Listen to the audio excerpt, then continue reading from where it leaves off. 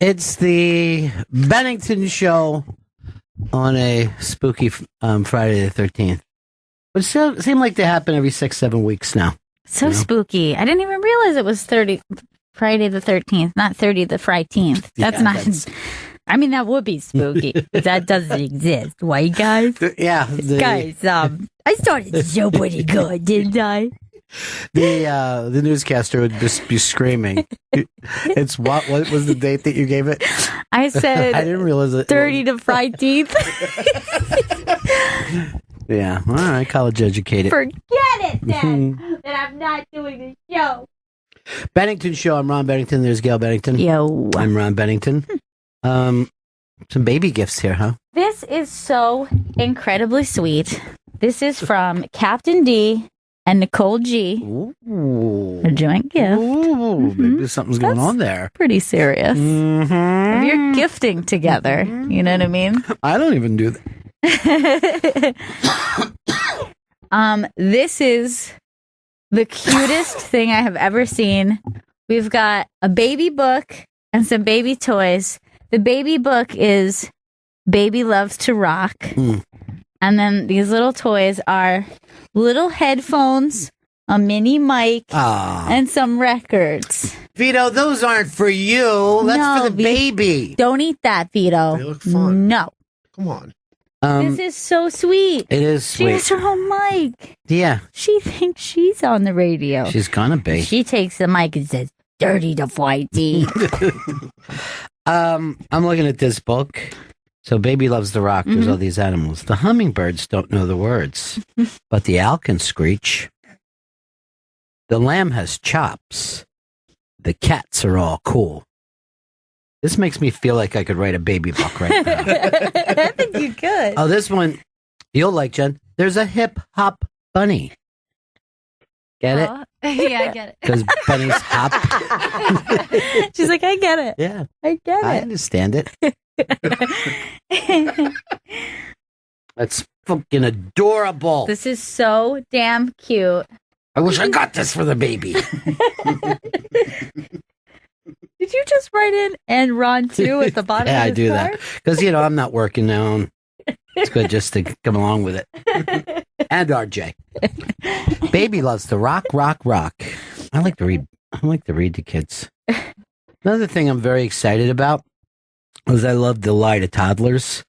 So you do. You this will really be a full-time thing.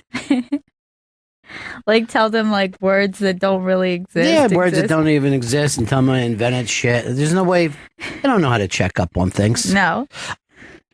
I'm trying to figure out the clock of our show. We have to, and I don't know why they book en masse during our shows, but they do. They do.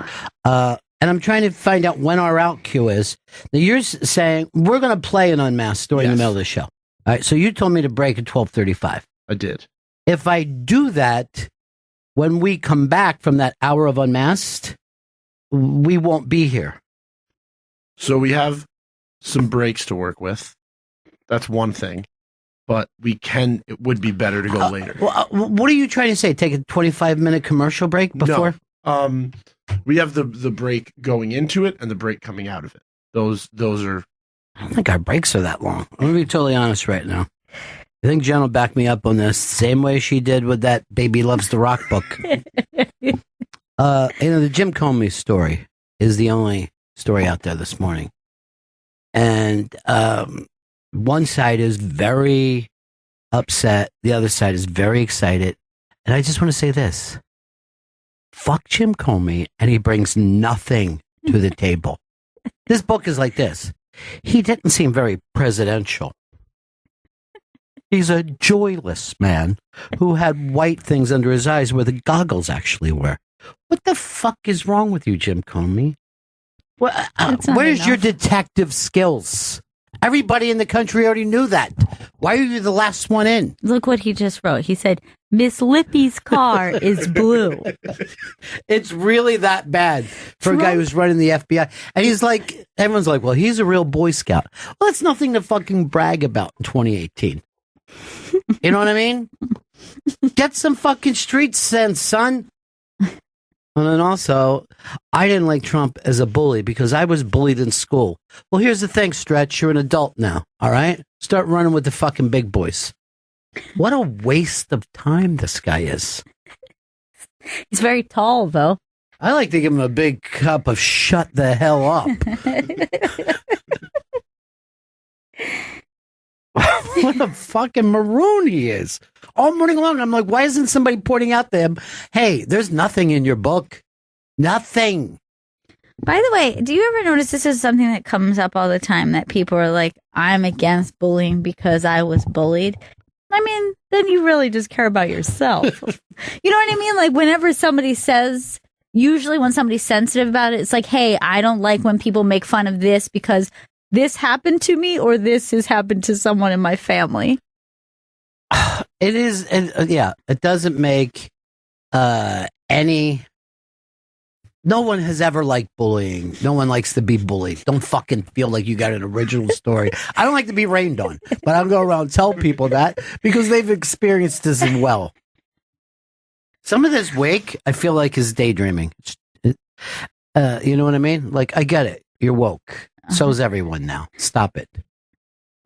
Bullying is bad, and online bullying is bad. I'm a little bit different. I like when people are nice to me.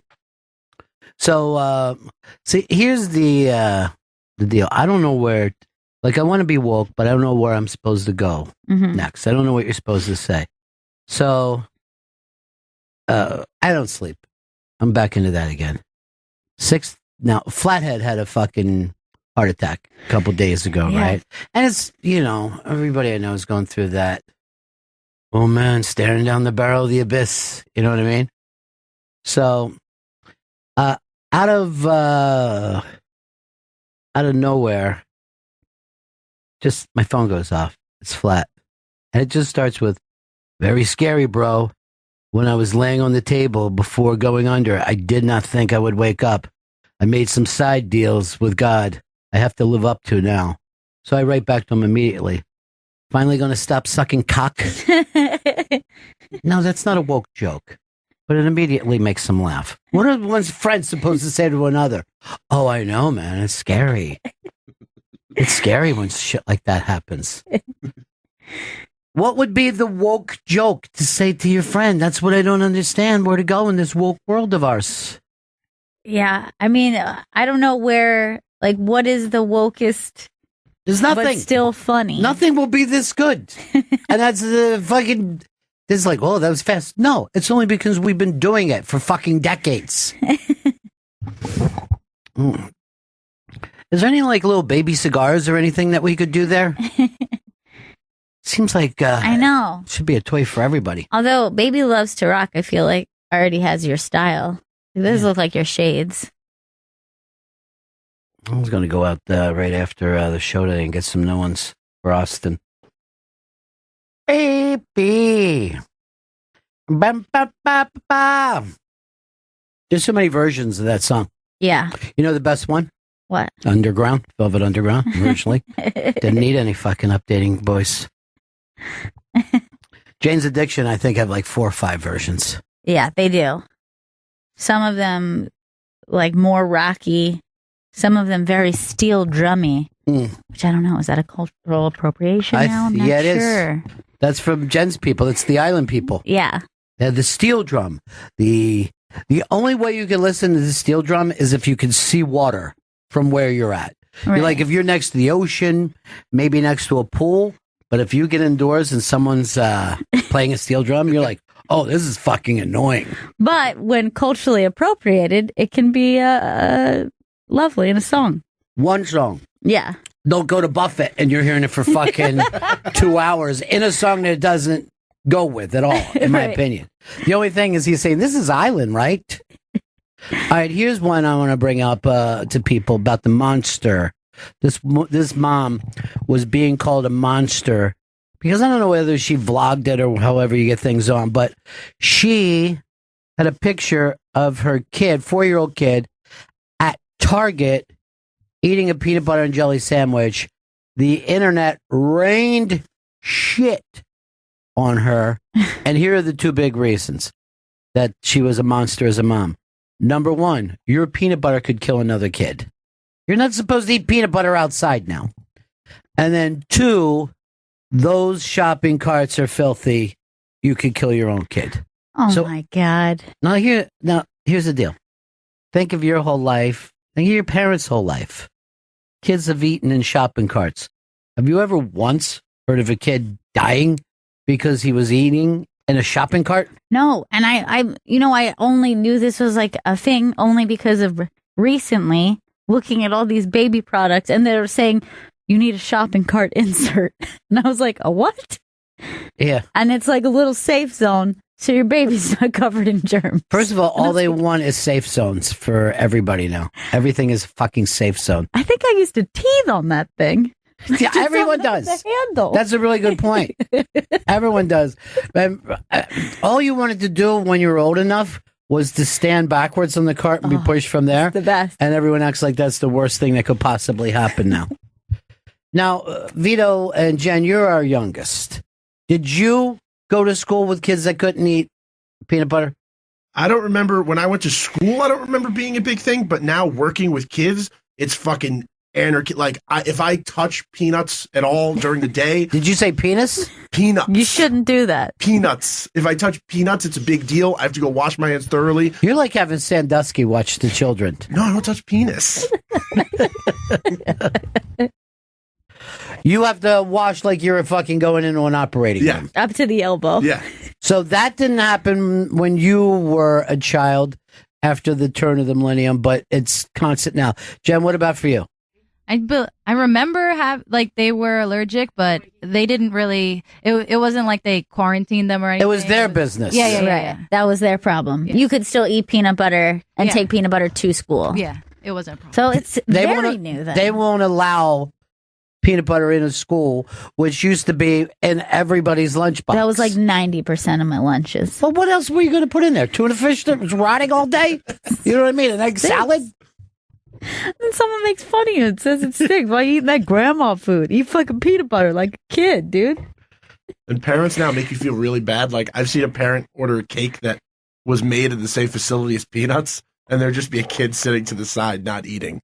And everybody's like, oh, guess what? If you have a kid like that, bring a fucking his own gluten cupcake. You know what I mean? Like, you're responsible.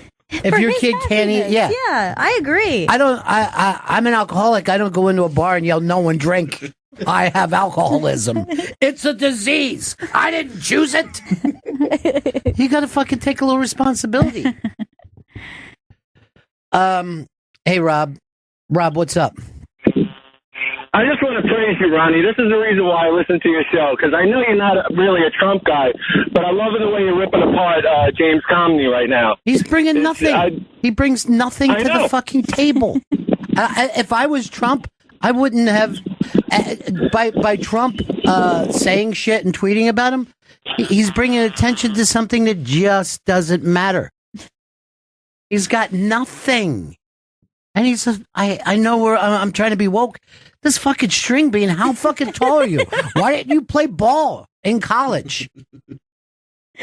Nothing annoys a man worse than seeing somebody 6'8" that can't get under a basket and grab bounds. They hate it.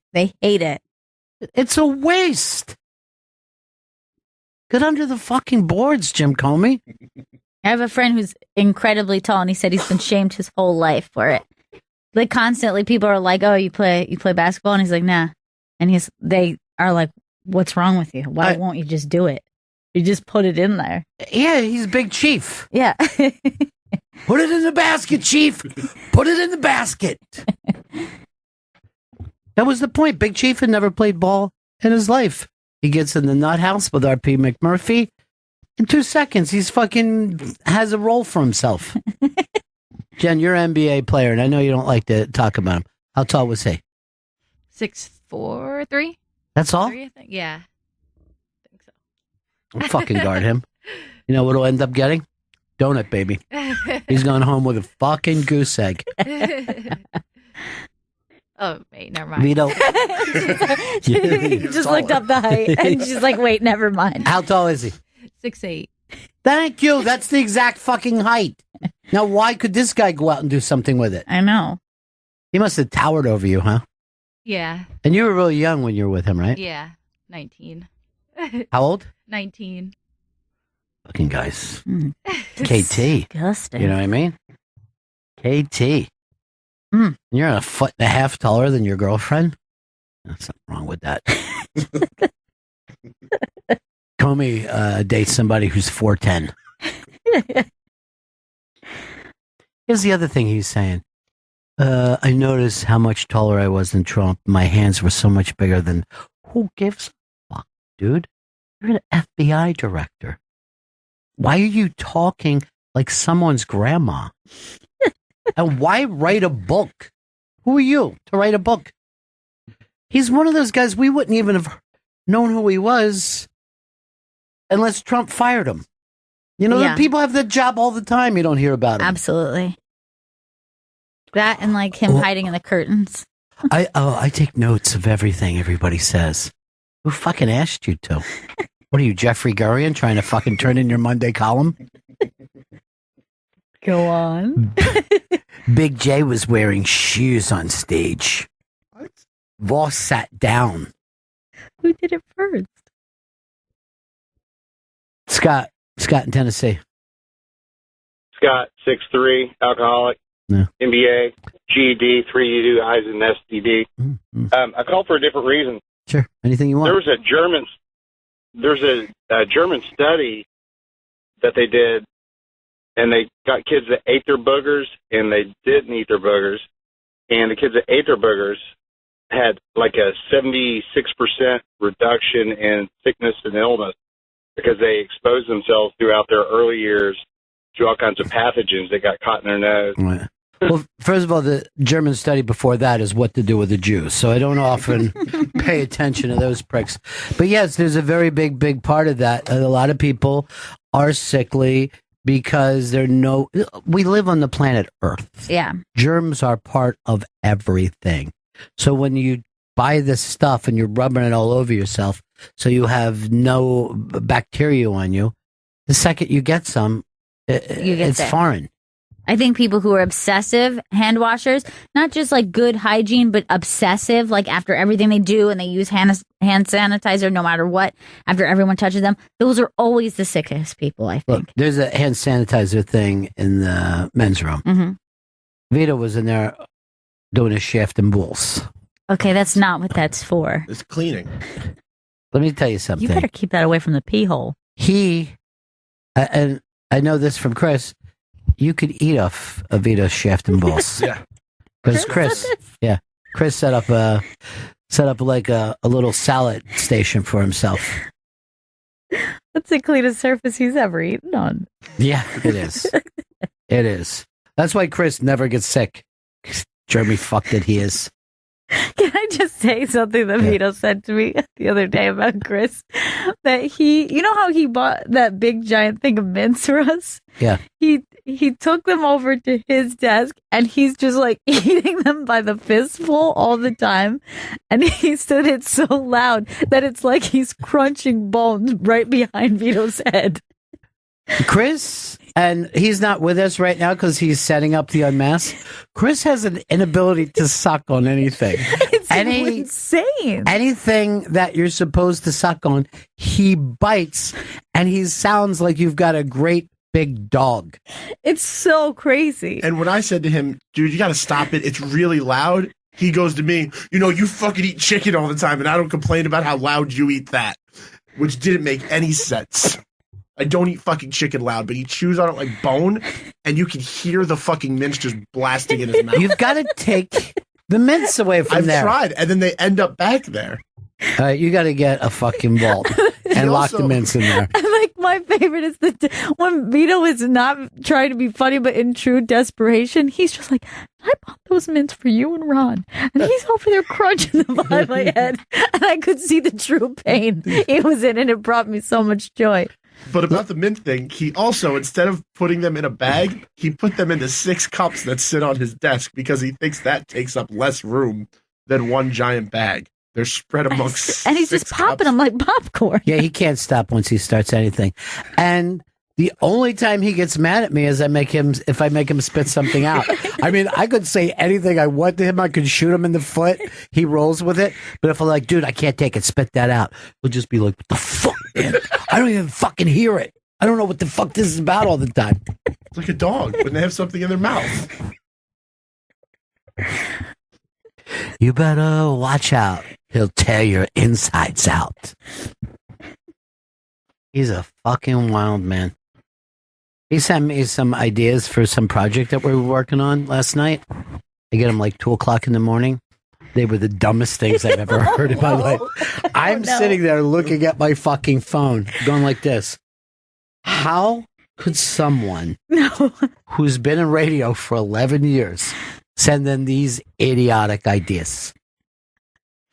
I just didn't even respond because anything I would have said would have crushed him that time of the night.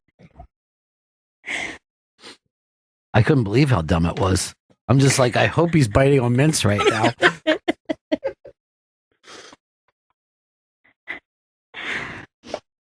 So yeah, he's not with us right now because he's setting up the unmask that we have to go to in a bit. So we're going to play you a Pauly Shore unmask because again, it's a big Chris idea. Pauly's mom died. Yes. Mitzi Shore passed away. This is his way of paying tribute. Even though it doesn't make sense at all. I don't even think we talk about Mitzi in it. Well, this is always bad news. Go ahead. What kind of baby are we having? Congratulations! Why are you the last person with this, BL? And if anyone's going to stop the Malokia right now, it's for this fucking... Why you all evil on my ass? Why you going all evil on my shit? I had to, as soon as I found out that Flats had a heart attack, I blamed BL, and she just started fucking screaming at me on text. Yeah, I fucking did nothing. Gail? Could this be about Gail, Ron? Could it just be about Gail? I gotta put her on hold. I'm not getting enough sleep, and her voice is just going through my nervous system. Okay. No, please! What is it you want to say, Ron? BL? Go ahead.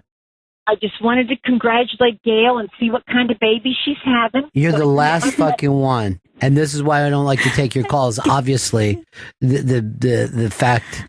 I'll just say it. She's having a little boy. Go out and buy a present right now, okay? No. Go get I'll him. find it, but Chris Stanley will hawk it. Oh yeah, you claim that you bought me a Steve Carlton shirt that never showed up here. Oh, yeah, that's true. Well, thank you, BL, for calling. But by the way, would you be No, don't hang up. Are you dilated at 10 centimeters yet? Right. I will deliver the baby on the Brooklyn train or the R train. We will get this done. The baby will come out. Oh God! I don't think I'm dilated. Here's what I'm sad about. She actually planned this call like it was going to be funny. No, it ain't funny. I got up for a Long Island nanny, and I was to take her into Manhattan and shop, and I thought, well, I'll be Gail's nanny. It's perfect. I'd rather have Sandusky watch the baby. Peter, you forget you got to ride. You got to ride the levels with this fucking shrew. Steve, well, you don't need to go to a break because I guess the girl that puts the brakes on just called. Really? That's a little wordplay. Get it? God, Ron, is it because I called you at midnight to tell you about you told me about flats and now I'm in trouble and you and me are going to fight? What I say about riding the fucking levels with her, it's just going right through me. It's going right through me. People who hear this noise end up killing. Serial killers hear a voice like this in their head. No, I'm coming up in June, fuckers. Don't go over. Oh, this is a really good point. So she starts texting me, oh my God, I'm so happy for Gail. You must be excited, blah, blah, blah. Right into, look, when Gail's out, if you need, I'd love to come. It's always about her. And it's always about her being on the air every fucking time. It's about nothing but going up or something. If you have a full staff, you don't need me. You know You know why you know that, BL? Because I've been telling you this for 18 fucking years. Absolutely. But I was the best. And you know why? You know why Fez won't take your calls? Why? Because all you ever tried to do was backstab him and get in. Yeah, well, you got Fez back now because he called the other day. So I guess everybody's all fucking happy. They got their Fez. So I'm excited about it. And I love Fez. No, first of all, it's not true that you love Fez. Second of all, I talk to him every fucking day, BL. You know what he tells me? I still hate Bayo. He goes, after all these years, I still fucking hate her. And then he'll say something like, do you believe that she texted me one time? Like, I'm going to fucking hang out with her? I texted him, happy birthday. I text him all the time. I'll give you a ride to New York City, and you can get dropped off. I don't even need to be on the air. And by the way, he said no. Fez has been home back in Florida for 3 years. He lives 55 yards away from BL and hasn't seen her once in 3 years. Well, he won't accept my... I'm just going to go bang on his friggin' door. Screw Fez. Fuck you, Fez, Lord Watley. BL actually... He painted his face red and made himself look with his finger all bloody. Say, that's the thing. This is so annoying. I'm going to tell you a story about BL. BL was the second Hooters girl ever fucking hired. And again, because she was next to a pretty girl who said, well, if I got to go there, I got to take my girlfriend. BL can't go into a Hooters today. They won't allow her. And you know the reason? Banned? Yeah. Her personality. Listen, I built shit. I was your phone screener, and as soon as you talk to your therapist about it, the better off you're going to be, Benny. You're going to be a better grandpa. Grandpa Benny. That's him. BL? You got an unmasked coming up. By the way, the only way, if I needed help with you, would be scaring crows. That's the only fucking reason I'd say, please get BL here. You tried to throw it to the unmasked. Fine. This is why you can't do radio with her. No one can. I just wanted to say happy baby to Gail. It was about her, and you ruined it, and it's all over now. So fuck you, Fez Wally and Rob. Bye, Gail. Wait, BL, please don't go. I wanted to talk to you about. I wanted to talk to you about co-hosting while Gail's out. No, I don't want to co-host. How's my co-host when I don't live in New York City? All right, remember that you said that, BL. I can't believe you're mad at me. I just wanted to congratulate the baby. The baby didn't do anything, BL. Well, I appreciate. It's coming out. I appreciate. It's coming out. Okay. BL. Ron, you're going to chew over there on his toes and roll around the floor with it. You're going to get to be a grandpa. The best time of your life. The best time in my life is when I hang up on you. That's the best time in my life. Fine. Hang up, Ron. I'll stand by. Oh, now BL, I feel terrible that you're so upset. I love you, Gail. I hope you have a long baby. Long baby. Not too long. Yeah, we're going to name it James Comey. It's going to be 6'8". Oh, God. BL, I'm so short. I don't think I can handle that. I don't have the torso for that. BL, why don't you come up and dance around it? Because we don't have money for a rattle. And we just want to hear that bag of bones that you got going. I'll make a body rattle for the baby. Yeah. I will. I'll do it. I love that baby. I knew baby Gail. You know what I want to do, BL? Talk to your boyfriend to see how he made sure that you're not allowed to come within 3 blocks of him, so I could do it for the baby. Screw him. I'm moving away, and I'm going far away. Do you know how many years you've been telling me you're going to move away? Well, I don't know where to move. It's been like 10 years, Benny. I'm moving in Vegas. You're not going to see me anymore. Well, I'm not. I don't live in Florida. Benny, I'm moving to Los Angeles in Chicago, San Francisco. I'm getting a show. No, I don't want to go to a corrupt place. In the part of Vegas they wanted me to do was corruption. I had to carry suitcases to Miami and all that shit. I ain't doing that for no money. I'm a good girl. Check my fucking record. I got a lot of marriages, but I'm a good girl. Ron, you've upset me today, and that's it. We're over.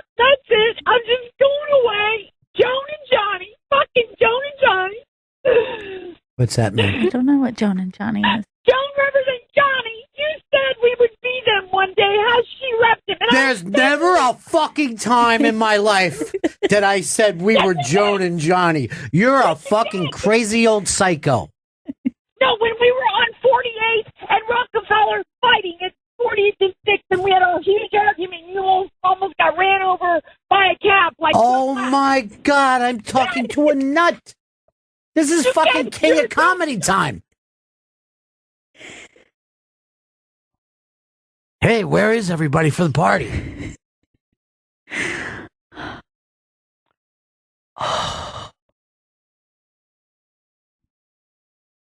Joan and Johnny?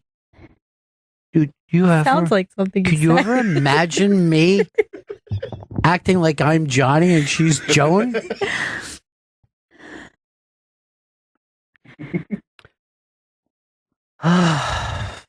Well, here's Johnny. Hard Rock Johnny.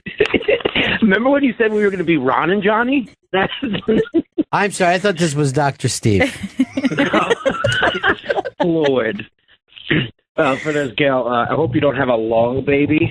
What the fuck is have a long baby Just like a normal length. I mean, it was a nice wish, and I'm glad she called. It was very sweet. But I would like a normal length baby. Oh, congratulations. It's a boy, and it's very, very long. What the fuck? How do I follow that? Oh, you can't follow that, Johnny. You're not in her league. I know. No, I'm not going to. Not at all. That's like saying, how do I go on after fucking the Stones do Satisfaction? You're like, forget about it. End the show right now. I can't. I do have some breaking football news. Really? I do. The Cowboys have released one Dez Bryant, which is good news for us NFC East fans. Well, not if it goes to Washington. This is true. Yeah, it'd be fine either way because the guy doesn't catch any passes. He drops them all, so it's fine.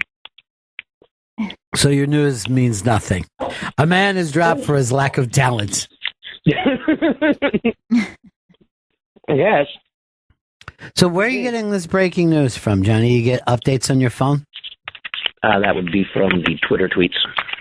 So what did they, what was the reason? I'm going to guess he just makes too much money and he doesn't play well. I'm going to guess that Jerry Jones can't fucking put together anything.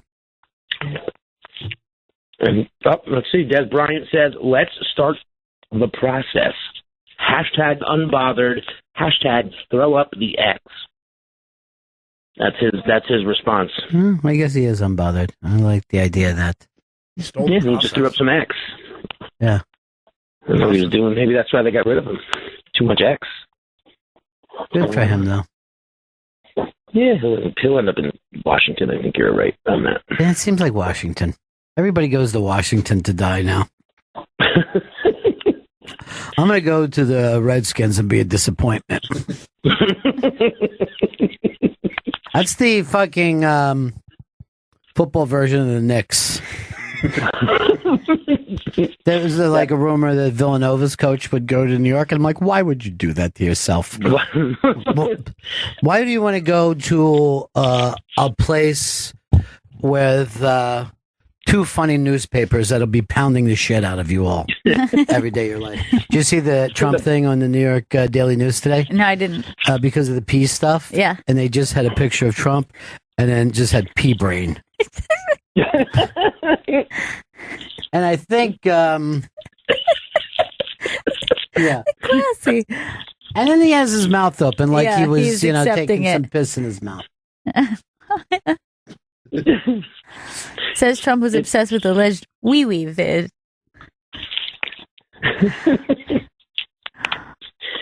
All right, brother, I got to go to this unmasked now. You have a wonderful unmasked Benningtons and a wonderful weekend. And Gail, here's to a long baby. Thank you. Thank you so much. I hope she's good and long. You got something for us to read, Vito? Yes, I do. Oh, it's about Dish? Good. How do you know it's time to switch to Dish and get hands-free TV with Amazon Alexa? If you've ever settled into your couch and then realized the remote was all the way across the room, it might be time to switch to Dish. That's because Dish is TV's leader and voice technology. Now with the Dish, you can use Amazon Alexa to control your Hopper DVR using only your voice. With Dish and Amazon Alexa, you can do things like find your favorite show, search for family movies, or find your team's game in an instant. Tell Alexa to pause, resume, and rewind live TV and recordings without having to touch the remote. So sit back, relax, enjoy the new way to watch TV hands-free. With Dish and Amazon Alexa, requires internet-connected Hopper, Joey, or Wally, and any Alexa-enabled Amazon device. For full details, call 1-844-CALL-DISH. Dish. Tuned in to you. Pauly Shore.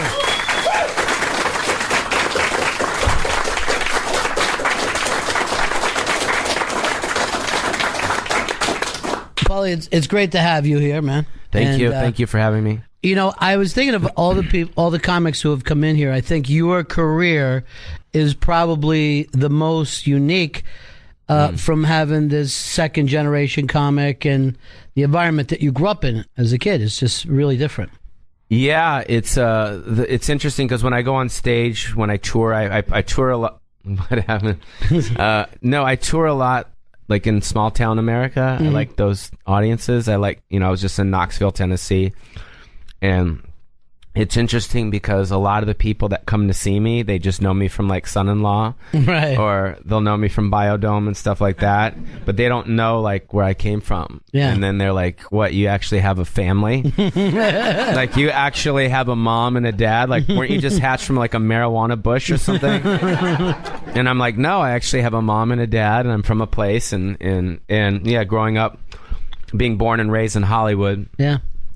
Which is a weird thing to begin with, because most people that are in the entertainment business are not from Hollywood. Most people, I'm not saying all of them, but a lot of them come from small towns in America or all over the world, and they move out there. I'm actually one of the only people that was like born on the Sunset Strip, that was born out there. And so I've been there, I've been there my whole life.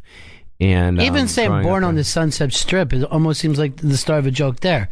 I mean, it just doesn't seem like a place. Yeah, I should be dead right now. Yeah, right. I should be sharing a shed with Andy Dick. It does, yeah. Put that gum anywhere. But I feel like I'm in high school again. I'm doing.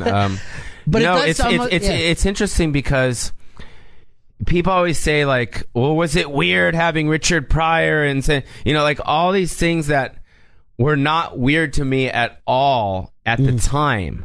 But when I'm sitting here with you guys and people are like your dad opened for Elvis Presley or your mom, told Gary Shandling he wasn't ready, or, stuff like that. Then you look and it's like unique and it's like different and it's special. But it's funny because people are always like, well, why don't you do a book? You know what I mean? Do a book. And I'm like, I want to do a book, but they say that the people that like me don't know how to read.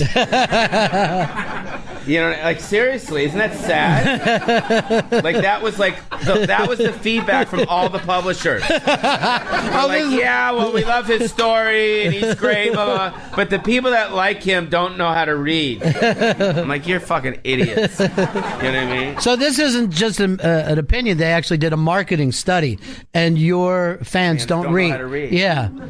Maybe I could do it in Braille or something, or like a pop-up book. Maybe I could do a pop-up book.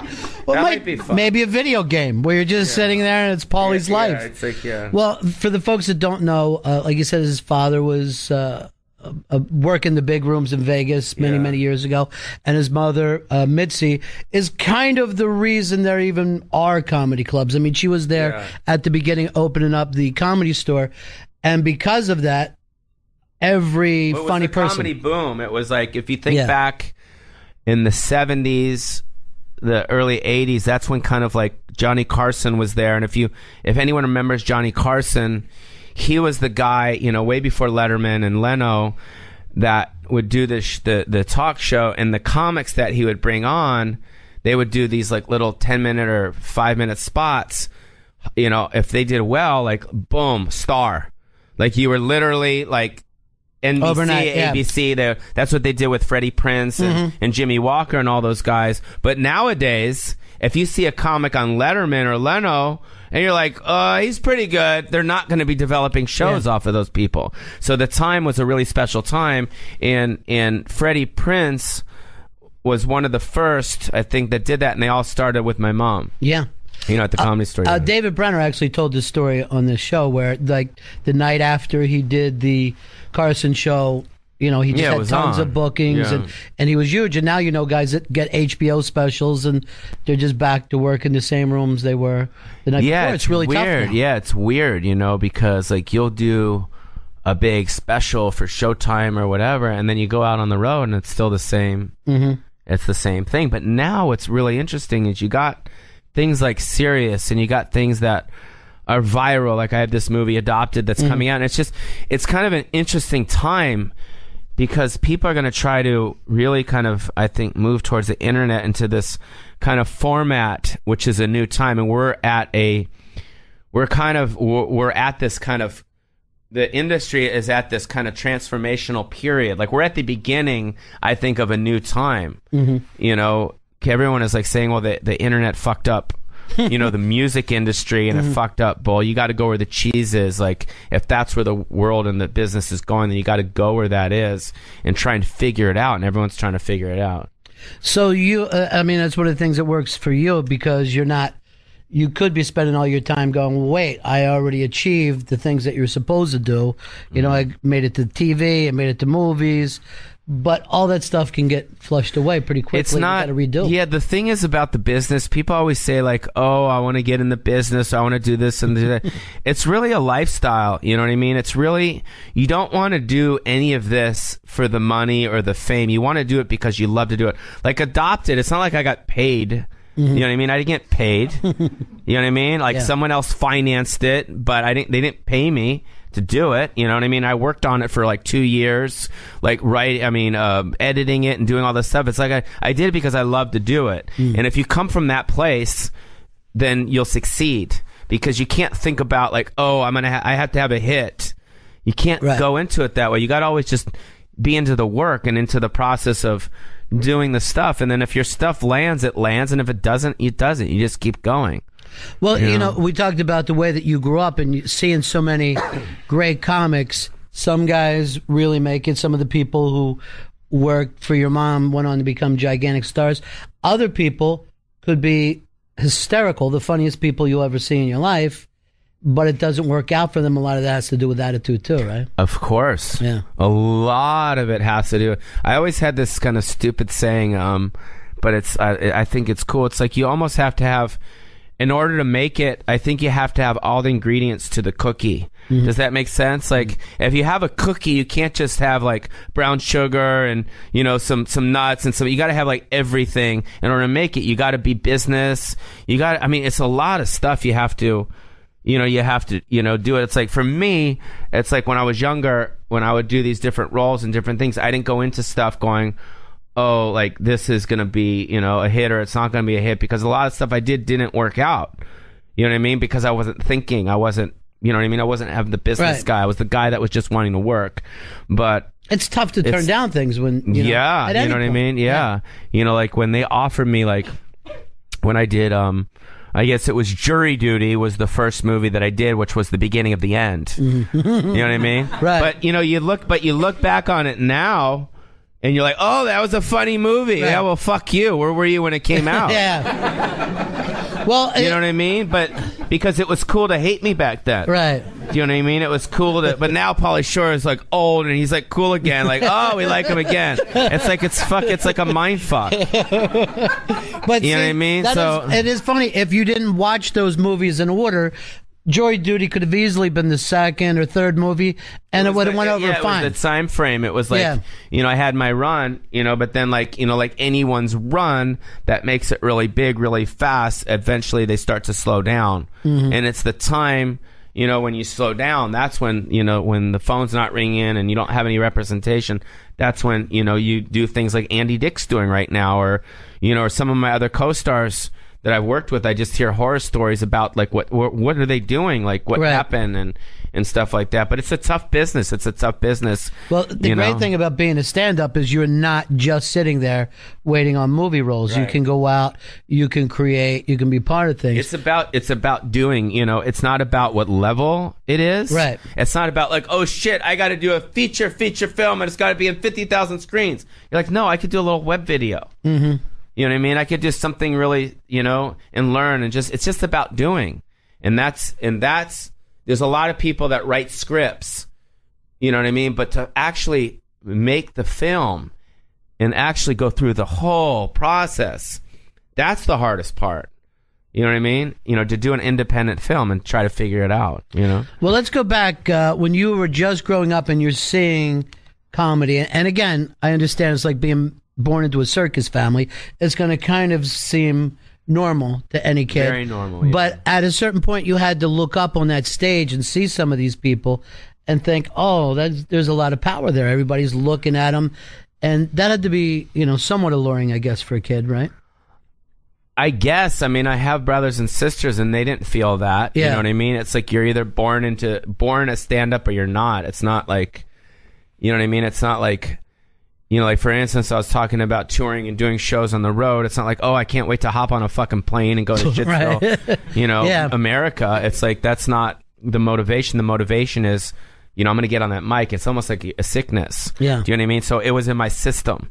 So the thing that turned me on as far as watching comics, I just watched the guys. People are like, well, what kind of comedy do you like? Like for me, I like the guys that are really edgy but very lovable. Mm-hmm. Like I thought Richard Pryor and Sam Kinison, I always bring them up as my two favorite guys because they were something so lovable and likable about both those guys. But yet, Sam Kinison would scream or Richard Pryor would go off on some, crazy, bit about freebasing. You know what I mean? Or being raised at a whorehouse or whatever. Mm-hmm. But there was something really lovable about him, and that's, I think, the most important part about stand-up comedy is to engage your audience, and I think a lot of people don't have that. You look at guys like Dane Cook, you know what I mean? Mm-hmm. Funny guy, huge, selling stadiums, but I don't feel the connection. You know what I mean? I don't feel like I want to hug him. No. Does that make sense? Well, funny guy, most popular out there, but I don't feel like, I don't feel like that. That heart. You know what I mean? Well, that's the weird thing for you. I think Should I move this gum. Yeah, no, you put it wherever you want. Sorry. Somebody might even want to finish that after you're done. It's always here.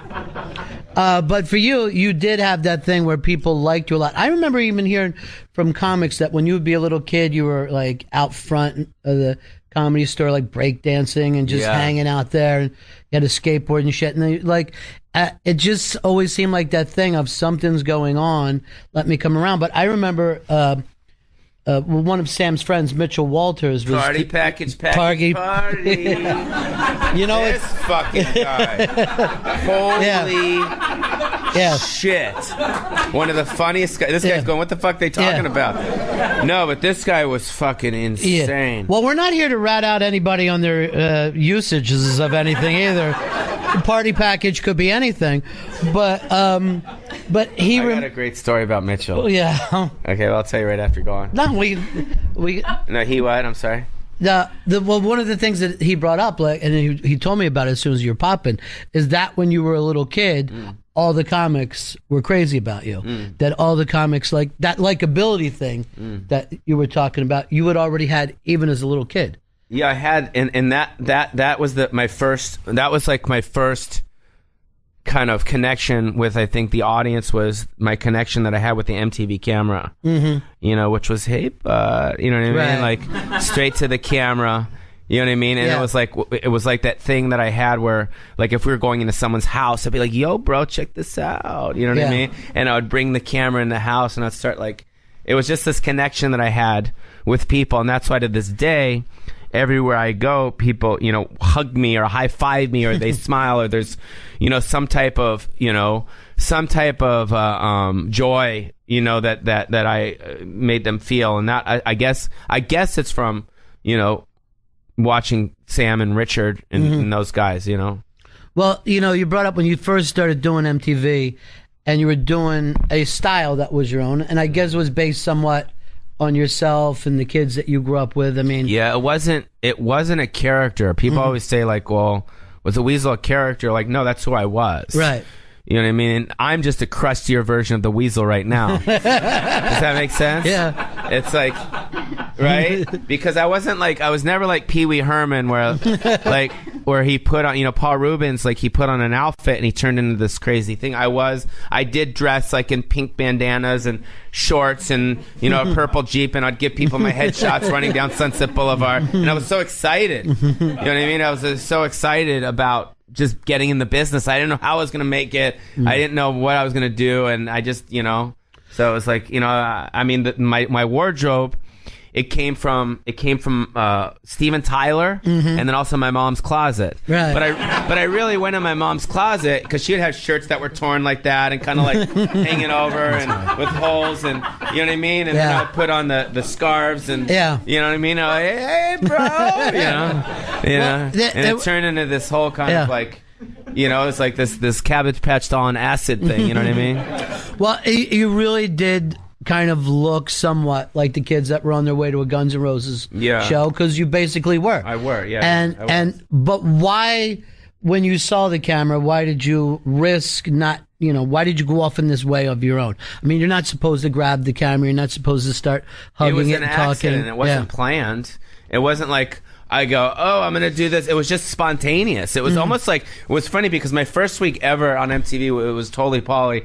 And my first week ever was like, it was called Sunset Strip Week. So it was me just kind of walking down Sunset Strip, fucking with people. And I would always say, hey, after a couple minutes, the producer would be like, yo, and which meant I had to like cut to the video, like say, there's a video. And the good part about me as a VJ, I didn't ever have to say what video it was. That's too much information. You know what I mean? It was like all I had to say was check out a video. That was it. And even that was tough for me. You know what I mean? Because I'd be rolling around. Check out a video. And it was like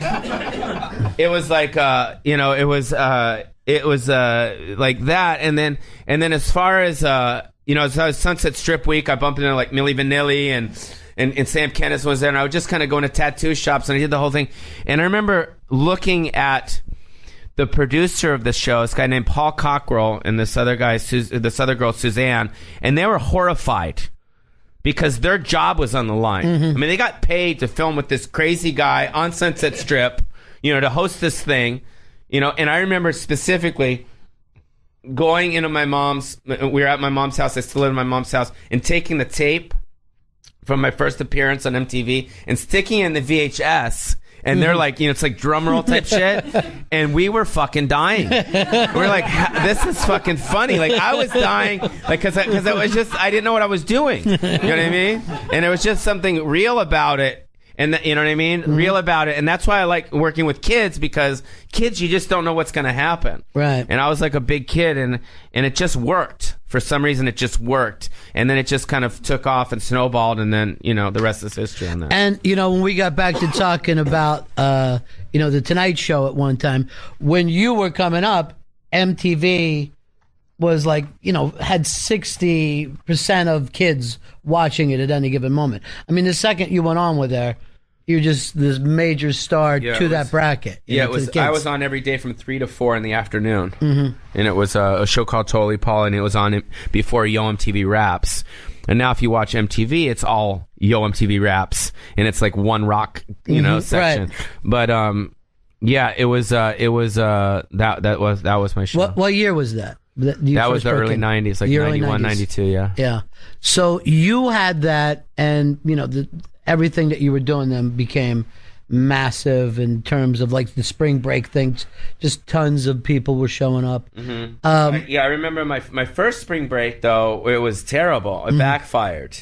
You know what I mean? It was like, it was bad, because I remember they brought me down there, and I remember back in the 90s, like, in the 80s, like, MTV was live. Right. And it was a big event. It wasn't like they pre-taped 3 or 4 shows and played a couple of them and that was it. It was like it was a big event, and it was they spent a lot of money on it, and it was live. And I remember the first time ever I was doing like a top 20 video countdown, and it was with Downtown Julie Brown And she says to me, she goes, we got Pauly Shore here. What's the difference between the spring breaks in California, the spring breaks in Florida? And I look in the camera, like, everyone's wasted. And no one laughed. No one laughed. And they're like, all right. When they go to this video, and then she goes to the video, she gives information. And they literally sent me home. Really? Yeah, like the next day, they're like, well, what's this guy doing? We can't have him on the air. He's unpredictable. And stuff like that. And then, And everyone was wasted, though. Everyone was wasted. Yeah, but you're not supposed to say so on TV. Yeah. So when that thing started to pop, you hadn't really had your stand-up going yet, right? Or no, I was doing my stand-up. You were doing your stand-up. Yeah. I started my stand-up at 17. Right. And I hit on MTV when I was like 21, 22, 23, around there. All right, so you've had a couple years in, but not nearly enough, I would guess, to have the material to support the shit that you were doing. Yeah. So that becomes kind of quick stress, right? I mean, it's one thing to have the people show up and want to see, Pauly from MTV, but then... Well, that's why my punchlines would be a stage dive. Right? Yeah, right. Seriously, that was my thing. Right. It was like I was the only comic, like people would come to shows and they wouldn't sit. Everyone was standing, you know what I mean? That type of shit. Right. There's no material. There's no material. Yeah. And then I thought I was a singer for a while. I did my song Lisa Lisa. Right. So yeah, it was all persona. It was all my persona. But at the time, did you say, how can I keep this thing going? Or were you still like, who gives a shit? Yeah, just having a fun. Willy Wonka in the chocolate house. I got the golden ticket. Well, it was a factory, but still. But so you're at that point. Now, you know what it also reminded me of? Like you were like that guy that the girls all liked. So I imagine there would be a certain amount of boyfriends that weren't so crazy about when Pauly coming to town. No, it was interesting because I'm sure there were, but I got a lot of guys that liked me. Right. A lot of guys were, Weasel, Right. And then the girl would be like, shut up, you're retarded. You know what I mean? Or whatever. And I'll be like, whoa, you know what I mean? But, no, it was kind of mixed. It was kind of mixed in a way. So, it's good times, and then you get the call from, I guess, Disney about movies? Or was that your idea? Did you pitch them, or did they? No, what happened is my show was really hot on MTV, and I was doing all the specials for MTV. And then what happened is I think there was a guy named Peter Paterno who was he was the head of Hollywood Records, which was at Disney, and he brought in a tape that I did to Jeffrey Katzenberg. Mm-hmm. And Jeffrey Katzenberg at the time was the head of Disney, and now he works at DreamWorks. And what happened is they were doing a film called Encino Man, right? And it was already written. But the way that it was written for two guys that find the caveman, but the two guys that it was written for were exactly alike, two nerds. Mm-hmm. So Jeffrey says, well, fuck this. Like, let's put Pauly in there as one of the guys and rewrite, the best friend role. You know what I mean? The best friend role. So that's what we did. We just wrote the best friend role in that film, and then made it like, Sean Astin's character was kind of nerdy, and I was like, bro, what I mean? And then we did that, and we made the caveman, we kind of tug and pull on the caveman. So, and then Brandon, great actor, so he brought like a very great realism to the role, which brought my comedy out even more, because if anyone knows anything about comedy, the best person to work with are really good actors. And that's what was great about in Son-in-Law when I worked with Lane Smith, who was the father and son-in-law, such a good actor. Like getting off the truck and going, middle America, and he's just looking at me like he wants to fucking kill me. You know what I mean? Like, it was the best. You know what I mean? Like, your comedy becomes better when you work with really good actors. So for a first movie, you're a kid. It's a pretty big studio picture. Everything that goes along with that. Were you feeling pressure then, or were you just it's all happening. Is this riding the wave? No, I didn't. I wasn't thinking about it. I wasn't in the business. Yeah. Thing. It was more like I didn't know. Yeah. You know what I mean? I didn't know. I just wanted to, do this thing. You know what I mean? It's really interesting. It's still playing. All these films are still playing. Matter of fact, Encino Man was on last night. And to see that stuff hold up, it also gives you a chance to. It's cool that it's still there, but I guess you also can't take that step back. It's always going to be that persona of you as a kid is going to be there. It's a great, but I'm not that guy anymore. It's just I look back on that and I'm like, you know what I mean? I'm not that guy. I mean, but the film holds up as a film, right? So forget me. I mean, I'm off doing whatever I'm doing now, but this is a piece that I left over. It's called a diarrhea. No, I'm just kidding. No, this is a piece that I left behind because that still holds up. You know what I mean? And parents can show it to their kids, and their kids are going to show it to their kids. And it's just one of those films that's still fun, and it still works, and it still gets big ratings, and that's why it continues to play on TV. So the next one you did after that hit, right? Did that when the movie comes out and it hits, and now you're an Encino Man one? an Encino Man, and it hits, and I would imagine you got a huge amount of the credit for it, even though. Yeah, I got a lot of credit. It was weird though because it came at a time where I was just starting to fucking rock, and then fucking Sam Kinison died. Right. So it was like, holy shit! Like, talk about. This is my comedy mentor. This is the guy that took me under his wing. This was the guy that, I worshipped. He was like, I don't want to call him my real dad, but he was a guy that I followed. He was the guy. And then he died, and it was like a really kind of depressing time for me as well. So, and that was really hard. The exact time. And was this the first time you ever had something like that happen in your life? Had you ever dealt with losing someone? Yeah. Oh, no. When I was younger, I had my best friend Brent died in a Jeep accident. Yeah, that was tough. So there's no kind of way. I mean, if the only thing to be able to deal with something when you care about somebody like that is a certain amount of time. No amount of, dealing besides. I still have to deal with it. I mean, it's one of those things like, it's like. It would almost be like if, I don't want to say this, but it would almost be like if Michael Jordan died, what would Kobe think? Mm-hmm. You know what I mean? Like, that was his guy that he kind of emulated, you know what I mean? So, it was kind of that. Like, Kobe would still be Kobe, but he'd have, like, something missing, you know what I mean? Right. So it was always like my heart was always kind of, I was been, like, kind of, So to be able to jump back in and make people laugh, maybe your head wasn't there at the time? Probably not. Yeah. Yeah. Is that only something that you can look back on now? I mean, should it maybe have been a thing where you took some time off, or? I was on a roll, you know what I mean? It's like, Dane, I would talk about Dane Cook, Dane Cook, I think at the peak of his thing a couple years ago, his mom passed away, so that was probably a really hard time for him, but he kept working. Like his mom would probably want him to keep working. So like Sam, I think would want me to, just continue, you know what I mean? Right.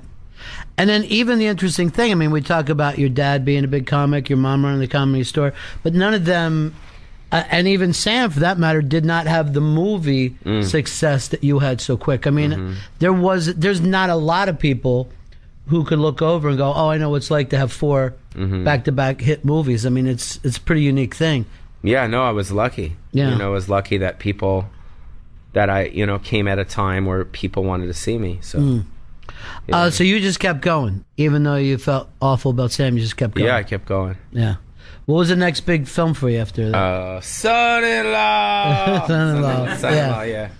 And at this point, did they start to pitch you as that kind of weasel character? Were they coming to you saying, "Here's a place to put the character"? No, or it was already written? It was written. We would now at this point we were writing movies for me. Yeah. So they were basically like Jeffrey Katzenberg would say, this is the movie, now I'll write it for him.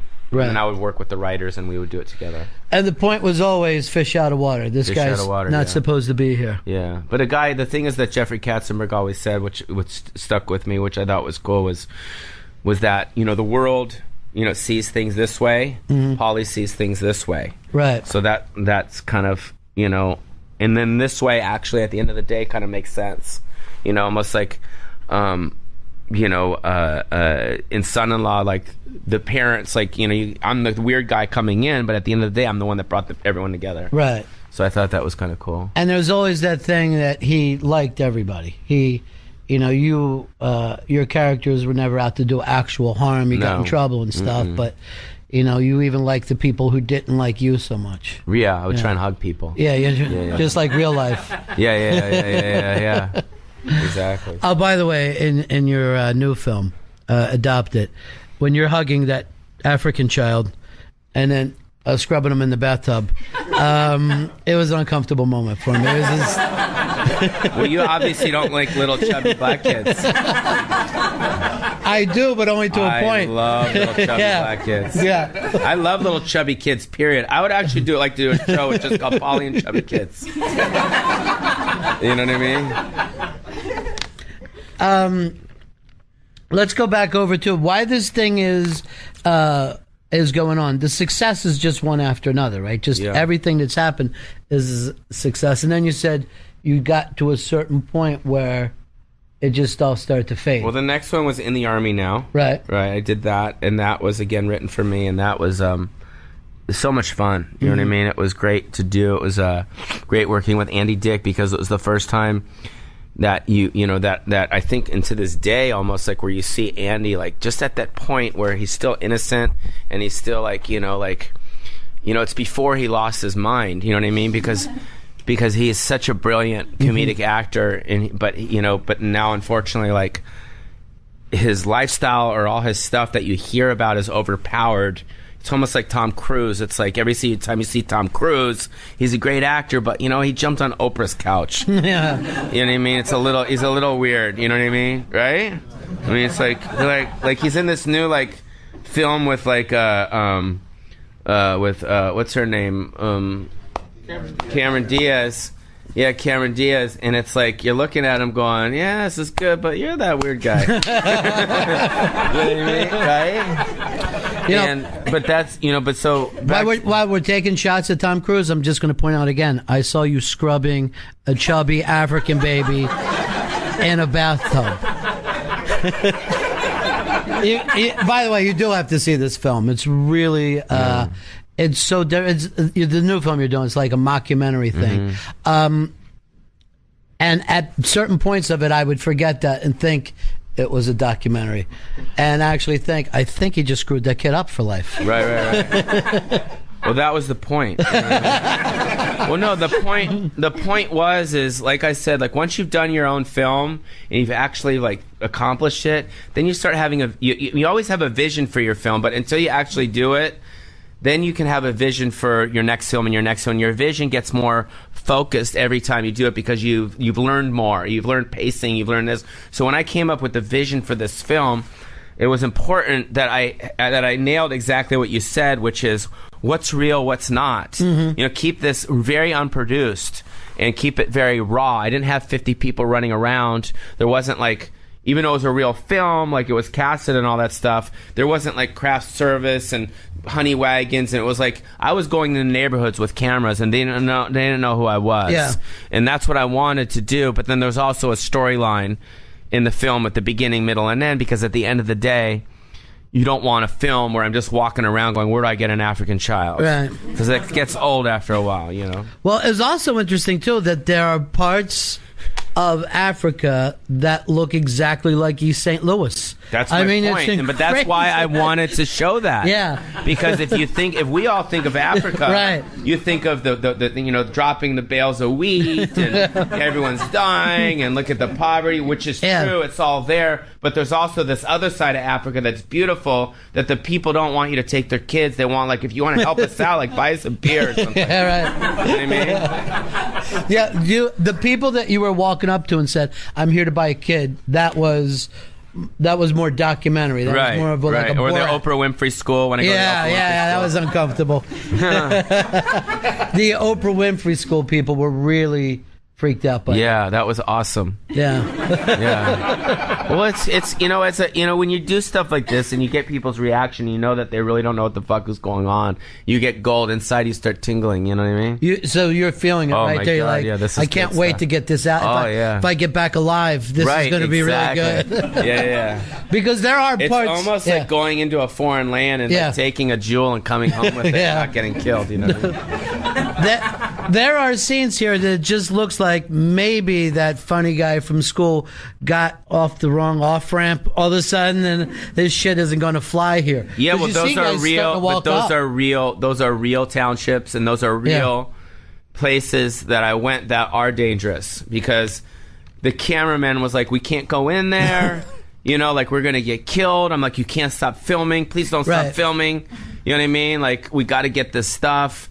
And it was you know, it was crazy. You know what else was kind of amusing is, like, in the middle of it, you stop and do stand-up, and I'm like, Pauly Shore is really big in South Africa. You had a really nice crowd there. Well, that was the whole reason why I went there to begin with. Yeah. I didn't go there. That's the thing. Is like, I didn't go to Africa to adopt a child. I went there to do a gig. Right. Now, You know what I mean? yeah, sure, now I get it. Yeah, no, I went there to do a gig, but me, it's like I always like to take advantage of situations and opportunities that come across my desk, that come across my life. I say, you know, if I'm going to fucking Africa, I'm not going to just do stand-up. That's retarded. I'm going to, like, film a film. So I went down there, and that's when I started going like this, and I started working with the producer. Together we came up with the concept, and then he left me alone in my hotel room, and I storyboarded the whole thing with cards, and day 1, day 2, day 3, got a casting agent. We casted all the kids. We hired a production. We hired some cameras, some shooters, and we went out there and just, you know, location scouted it and just rolled. And great kids. You got really authentic, adorable kids. Yeah, really sweet kids. And someday they'll sue you. Someday. Well, hopefully that the movie will make millions of dollars, and then the kids will come after me like Slumdog. You know what I mean? Wouldn't that be awesome? Yeah, sure. Pauly, I want my money, Pauly. It would be great. Bye, Artois. No, I would love to have the film do really well, and I'd love to send them, you know, $1 million. I don't care. You know what I mean? Be great. And the way that you're working now, of course, totally different than when you were working in Hollywood. Everything just runs through you now. It's not a big company behind it or anything. No, the way I like to do it is I like to find people that like me, number one, that want to get into the business, and that aren't that familiar with the business. Do you know what I mean? Because if you get someone that wants to give you money for a project and they've done it 100 times, then they're going to pollute your vision. You know, but if you get someone that, you know, you don't ask them for a lot of money, you do it, you know, for a low budget, and you keep it kind of in realm, at the end of the day, I get a piece like Adopted, where it's all my vision. Every edit is my edit. Every music cue is my music cue. All the shots are my shots. And then at the end of the day, you know, once this thing comes out and it's out, and people say, oh, I saw Adopted, and they're like, holy shit, that was insane. Like, that feeling is like, wow, like they saw all my moments that I created. You know what I mean? It's a pretty cool thing. Not saying that I wouldn't like to do bigger stuff if it made sense, you know? Well, we'll go back to when you were doing those studio movies. You said Jury Duty was the one where it all kind of hit the wall. Did you know that immediately? I mean, when it was done? I felt it because I didn't get along with the director. You know, we had some issues, and it wasn't anything personal at all. You know, he's a great guy, a really good guy, very talented guy.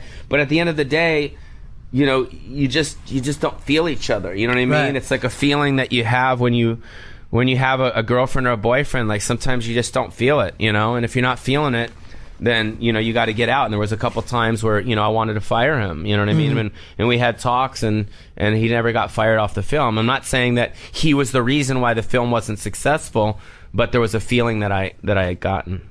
But even though that film didn't work out for you, you still had this, you know, backlog of films that did work one after another.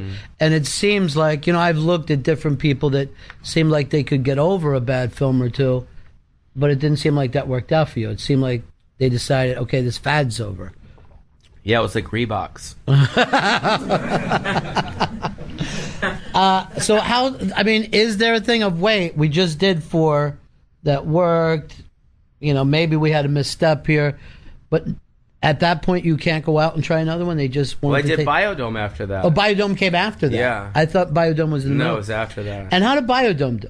It did good, but it didn't do great, and the critics hated it, and it was like, but I loved it. But I loved all my movies I did. Yeah. It wasn't like I was like, oh, that's, I mean, not everyone. I did a thing called Bogus Witch Project, which was fucking the worst piece of shit ever. But they paid me $75,000 for one day. So that's why I did it. Yeah. Yeah, but And if somebody called us with that now, we'd all leave together. Right. I mean, right? $75,000. It always makes me laugh when people go, well, how could he do that piece of shit? But, you know, you're not like, they called me, they had money. Why wouldn't you go do that? You know? Yeah. But you said Biodome. Here the career's cruising along. And then the next thing, you run into a rough patch. And the next thing you're working with Stevie Baldwin. And you have to be thinking to yourself, what happened? Me and Baldwin. No, I'm only kidding. He's a real good friend of mine. Oh, no, he was, he was hot off of Usual Suspects. Right. So, he chose to work with me. From what I hear is what he has told me, that he was a fan. Yeah. Like, he liked my stuff. I made him giggle, and he wanted to do a Pauly Shore film. And that's why he, I guess, wanted to work with me. And I know it was funny. I know his brother Alec basically said, if you work with Pauly Shore, your fucking career's over. And he was right. Well, the weird thing about Stevie is the last time I saw him, he's still on a skateboard. He's kind of that guy more than the other. Lost his mind. It's like me. You got Stephen Baldwin is on a skateboard praising Jesus. You got Andy Dick living in a shed, and Lori Petty's doing alcohol fucking treatment centers. No, I'm just kidding. It's tough. It's a tough business. I don't know what to tell you. It's tough. Just put that anywhere. No, it's a tough business. It's a tough business. It's a really hard business. But at the end of the day, if you enjoy it, you got to keep doing it. Right, but it's awful to see so many of your co-stars crash and burn. It's terrible. I don't know what you're doing to them, man. I don't know. You're next. Yeah. I'm interviewing each other. I'm serious. It was great. I'm fucking homeless. I don't know. He just rubbed off on me, and all of a sudden he's making more money. It's really close to being true. That's the scary part. If you only know. After that, you did take some time off, though, right? In between some of those. After Biodome? Yeah. After Biodome? Yeah. Biodome came out. It did all right. It didn't do great, but it did all right. I loved it, like I said. And then after that, we did the sitcom. Right. We did the sitcom on Fox. I thought I was next Jerry Seinfeld for sure. You thought it was going to just blow up. Oh, yeah, because back in those days, if you went from film to sitcom, it's like, that's like, you're almost like doing the network a favor. You're like, you can have me. Like, I'm a movie star. You can have me. Take me. You know what I mean? So they came up with this concept called Pauly, which was my sitcom on Fox that lasted like 6 or 7 episodes, and it was just all wrong. You know what I mean? The concept was wrong, but I worked with these two gay showrunners. Like, no, it's Pauly, and you're gonna do this, and it's gonna be so cute, and blah, blah, blah. And I'm like, really? You know what I mean? It sounds good. And all of a sudden, I'm gay. You know what I mean? Then I'm canceled. I'm like, what the fuck? It's fucking gays. They got me. But you didn't see it going wrong. You just got caught up in the excitement of it. Because I wasn't thinking. Again, I wasn't thinking that the premise was wrong for me. Right. I played a spoiled rich kid from Brentwood whose dad, mom divorced and his dad died, or his dad remarried like a gold digger. I mean, the gold digger girl were always after her. It was a funny show, but it wasn't right for me. Right. It would have been good for someone else. It was wrong for me. So. And when that starts to happen, you're going from movies to the sitcom, and when that starts to happen, the critics start to tee off on you a little bit. Well, they were teeing off on me a while ago, Did that stuff ever bother you at all? I mean... No, it didn't bother me because they kept offering me stuff. Now, when they kept dissing me and then they stopped offering me stuff, that's when I was fucking really not good. You could take all the shit they had to say as long as they kept giving you more stuff. Yeah, I was working. Well, fuck them. What do you fucking know? I just got a job. I'm working. You're just sitting in your little office. Fuck him. He'll see. So at that point, you said that a little bit of depression hit. This is my fucking. You and Howard Stern have been my fucking therapist. I was on Howard Stern about my fucking family and my brothers who hate my fucking guts, and then now I'm here with the career. Jesus Christ! Well, I'm exhausted. I got to go to the Russian spa for this shit. No, And we have a Valium. The schwitz. We have a Valium if you Give me need a Valium at the door. Yeah. Maybe you'd feel better if you didn't lay down while we were talking. Maybe you exactly. sat up in a power position. What went wrong? What went wrong, Doc? It was like the jig was up. You know what I mean? It was like I was going from a boy to a man. I was turning 30, 31, 32 around that time, and it was just like the weasel stuff's done. Like I'm not young anymore. And that's when, I hit my bottom. Right. My bottom, whatever my bottom was. It's a lot different than most people's bottoms. Mm-hmm. It's a lot different than Andy Dick's bottoms or Corey Haim's bottoms or, these other people that are, that you know what I mean? Yeah. I never got that way. But emotionally, I was sad. I lost my smile. I believed everything, and I became heavy and just depressed. But you didn't have the drug and alcohol problems. No, it was girls, maybe. Yeah. I was into girls, you know what I mean? But it wasn't so much like I'm going to go out on a, 6-day, Tom Sizemore binge on meth, in some jungle or something. Like I never got into that kind of. But at a certain point, did you kind of miss being that guy, the guy who, had movies opening and... It wasn't so much that I miss it. I would just miss working. You know what I mean? It was like almost like if every year you go to school... as a child or whatever. Okay, this is September. I'm going to go to my year. I'm going to go to school. But you're used to that. They took that away from me. So I was like, shit. You know what I mean? So it's like I used to love to go to work. You know what I mean? And that's what I missed. I missed doing those films and learning the script and then sending it to me and developing it and the process of making a film once a year. I miss that. And even now you say you go back. Yeah, I miss it. No, I miss it. I did a small part in a Nick Schwartzen film that Adam Sandler produced. Cocksucker, son of a bitch. No, I'm just kidding. No, that Adam Sandler produced, and I showed up on the set, and there was all the gaffers and all the cameraman and everyone just gave me so much love. Like everyone was like, "Where have you been? We miss you. You got to come back to movies. People want to see you." And God, where have you been? Because it's a family out there in Hollywood. Like the guys that shoot the movies and the craft service, and like I remember I worked with you, and you know what I mean. So it's like all this, like it's like my family. It's almost like the circus, and I miss that. You know what I mean? I miss that kind of family, that kind of those friends that I had. So that lifestyle that you kind of grew up in, that was, No, it was the lifestyle that I created after MTV, movie after movie. I missed that part of my life. But even when I see you do stuff, I mean, even in terms of the audience, one of the things about you is like when you do Entourage, there's a total recognition. I mean, you don't need to set up the premise. When you do something like the work you did on Entourage, everyone was in on the joke immediately. I loved the chemistry that I had with Kevin Dillon. Unbelievable. I mean, so much fun. Like, he's like, "Oh, there's fucking Polly." Yeah, like, right. Great. It was like, you know what I mean? And I'm like, "Hey, bro, what's up?" And he's like, "Fuck." You know what I mean? It's like immediately you get it. Yeah. Like the best is seriously, like I laugh. Like when they're like talking at a table talking shit about me. Yeah. Like, what's he doing here? Like, it's funny, you know what I mean?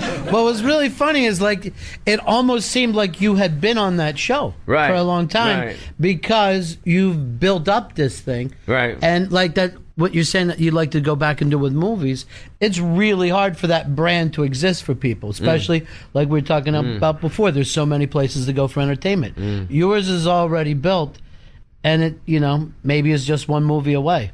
I don't know what it is, but at the end of the day, as long as I still feel like doing it, that's all that I really care about. At the end of the day, if I stop feeling it, then I'm fucked. Right. Do you know what I mean? If I stop going, like the stuff that I'm doing right now, I'm like totally fulfilled. Would I do a big movie? If it made sense, of course I would. But if not, I'd do these other things. But I'm still being fulfilled. Yeah. You know what I mean? And in the last couple movies that you did yourself, you're basically playing the part of Paulie. You're not even... Yeah, a version of myself. Yeah, but you're not even giving the character a different name. No. How come you went in that direction? I mean... Because, I don't know, I think it was funnier and it's more relatable, and I want people to think, like, did that really happen? Did he really kill himself? And, you know what I mean? Like, I don't know if you saw Pauly Shore is Dead. Yeah. if you haven't seen it, but it's a pretty cool film, and I play myself basically faking my death to become famous again. You know what I mean? Because when people don't see you in the business, they immediately think you're dead. So I wanted everyone to think I was dead, because I thought that was funny. You know what I mean? You know what I mean? Yeah. Like Carrot Top moves into my house, and I'm parking cars at the Comedy Store, and I wind up in jail with Tommy Lee. But I put all these people in there. But the way I directed it and the way I created this piece, it's very dark and it's very real. It is. And I created that kind of tone.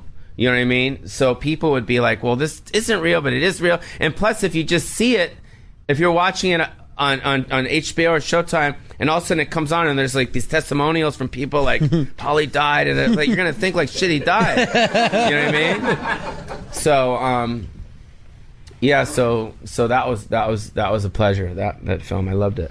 But do you think you like to keep writing? It kind of reminds me of Woody Allen would play Woody Allen, but still go. Or Larry David, yeah. Larry David is doing the same thing, where you're crossing back over those lines. And for yourself, growing up in this business, I guess it's not that odd for you. You don't need to separate it as much. But the thing is, I want to do pieces that are good. Number one, that's all. That's what I care about. And if it means that I'm playing myself in that piece, then I'll play myself. But for instance, the next thing that I'm doing is an MTV show. Right? We sold a pilot to MTV. It's something that I created. Again, I'm playing myself on that, but it's a version of myself. Then the other two things that I'm doing, two scripts that I came up with, I'm not playing myself. So it's project by project. If it makes sense, for me to play myself in that particular project, then I want to play myself in that particular project. And do you want to do other characters, or is it a matter of now you're looking at directing and producing? I love directing myself. Yeah. Because it's almost like going to high school and shaping that. Right. You know what I mean? And you can watch the playback after. Oh, that sucked. Let me take that up a little. That was too real. That was the stuff. If you go on Funny or Die, there's a clip that I did when Anderson Cooper's interviewing me about celebrity adoption. And if you see that piece, I produced it and I shot it in a way where if you watch it, you're like, "Fuck, he's on Anderson Cooper." He really is on Anderson Cooper. You know what I mean? But what I did is we took the interview of him interviewing Angelina about adoption, and we put me in there. but it's not goofy. It's not goofy, right? Right. Did you see it? Yeah, I did see it. Yes, it's real. Yeah. You know what I mean? It's played real, but it's funny. So you know what I mean? So it's it's important. Tone is really important. Tone is really important to me because I think that's important. And for you, where you are right now, you kind of got the next couple years shaped off with these other projects.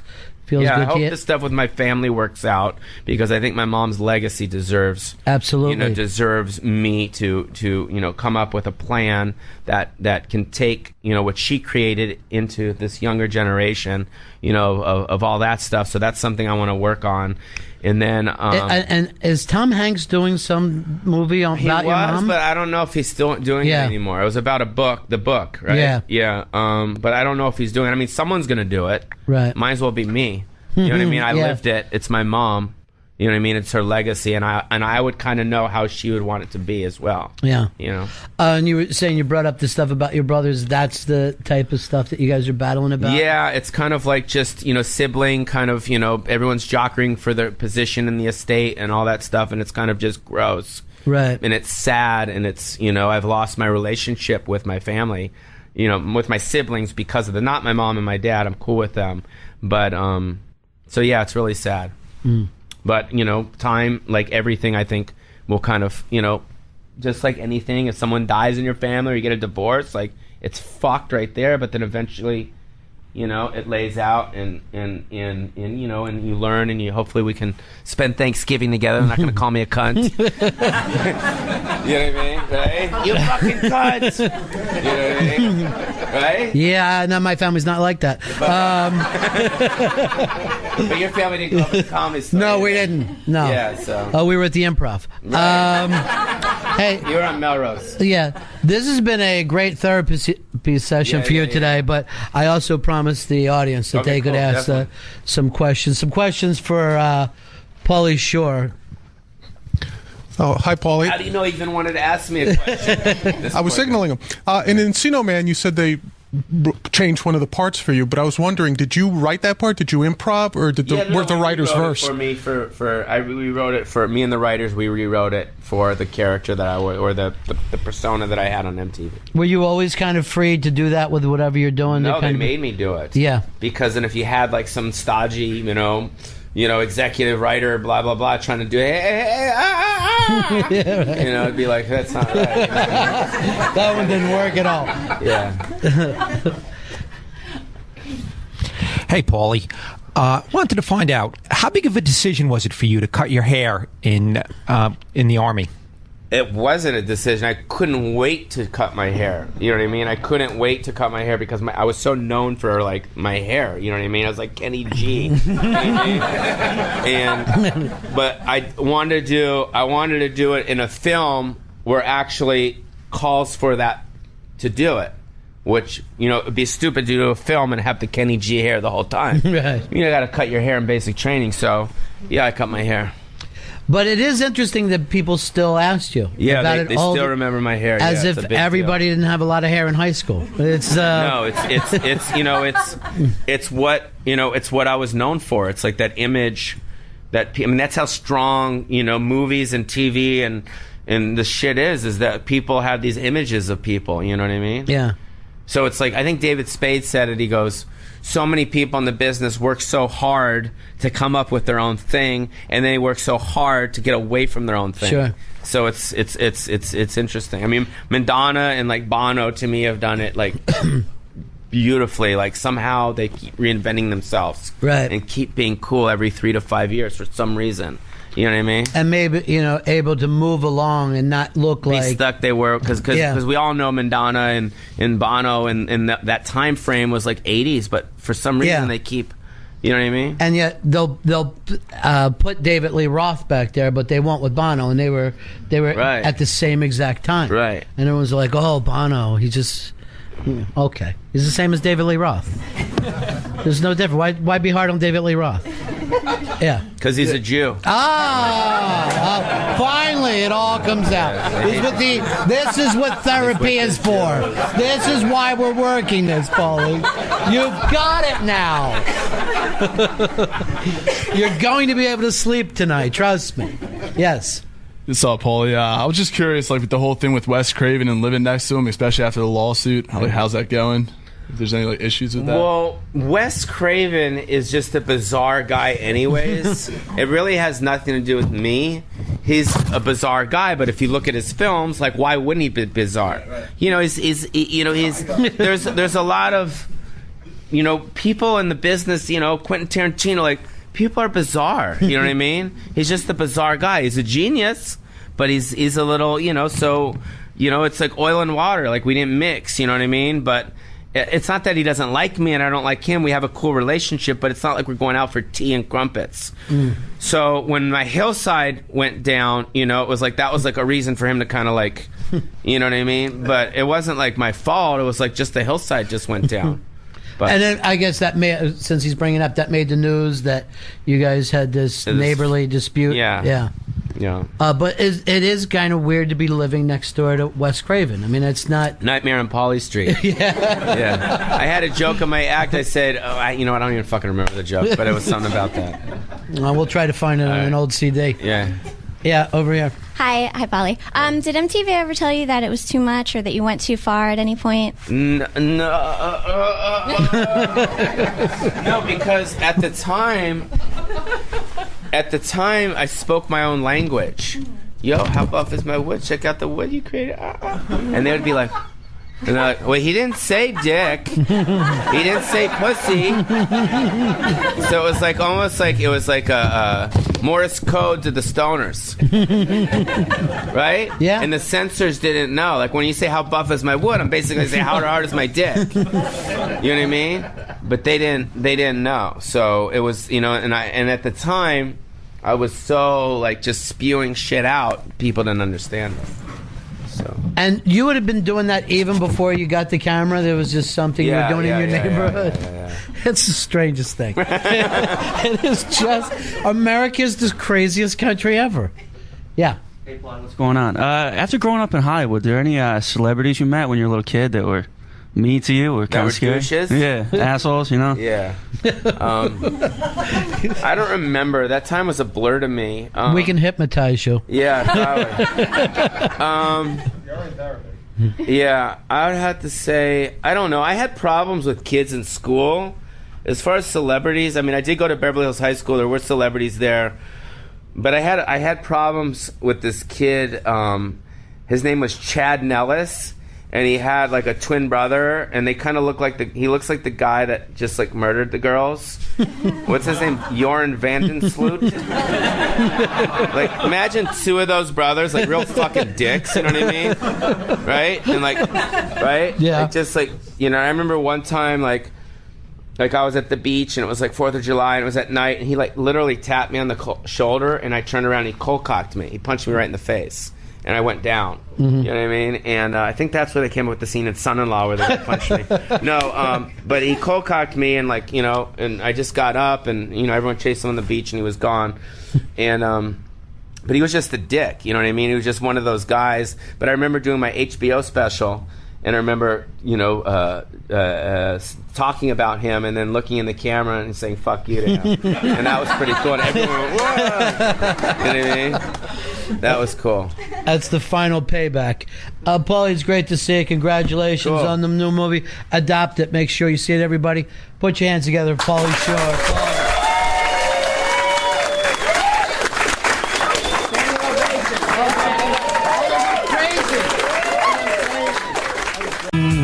We're back live. It's the Bennington Show. Yay! It's us. We're live. You just heard a Paulie Shore unmask, but we just went and did a Louis Anderson unmask.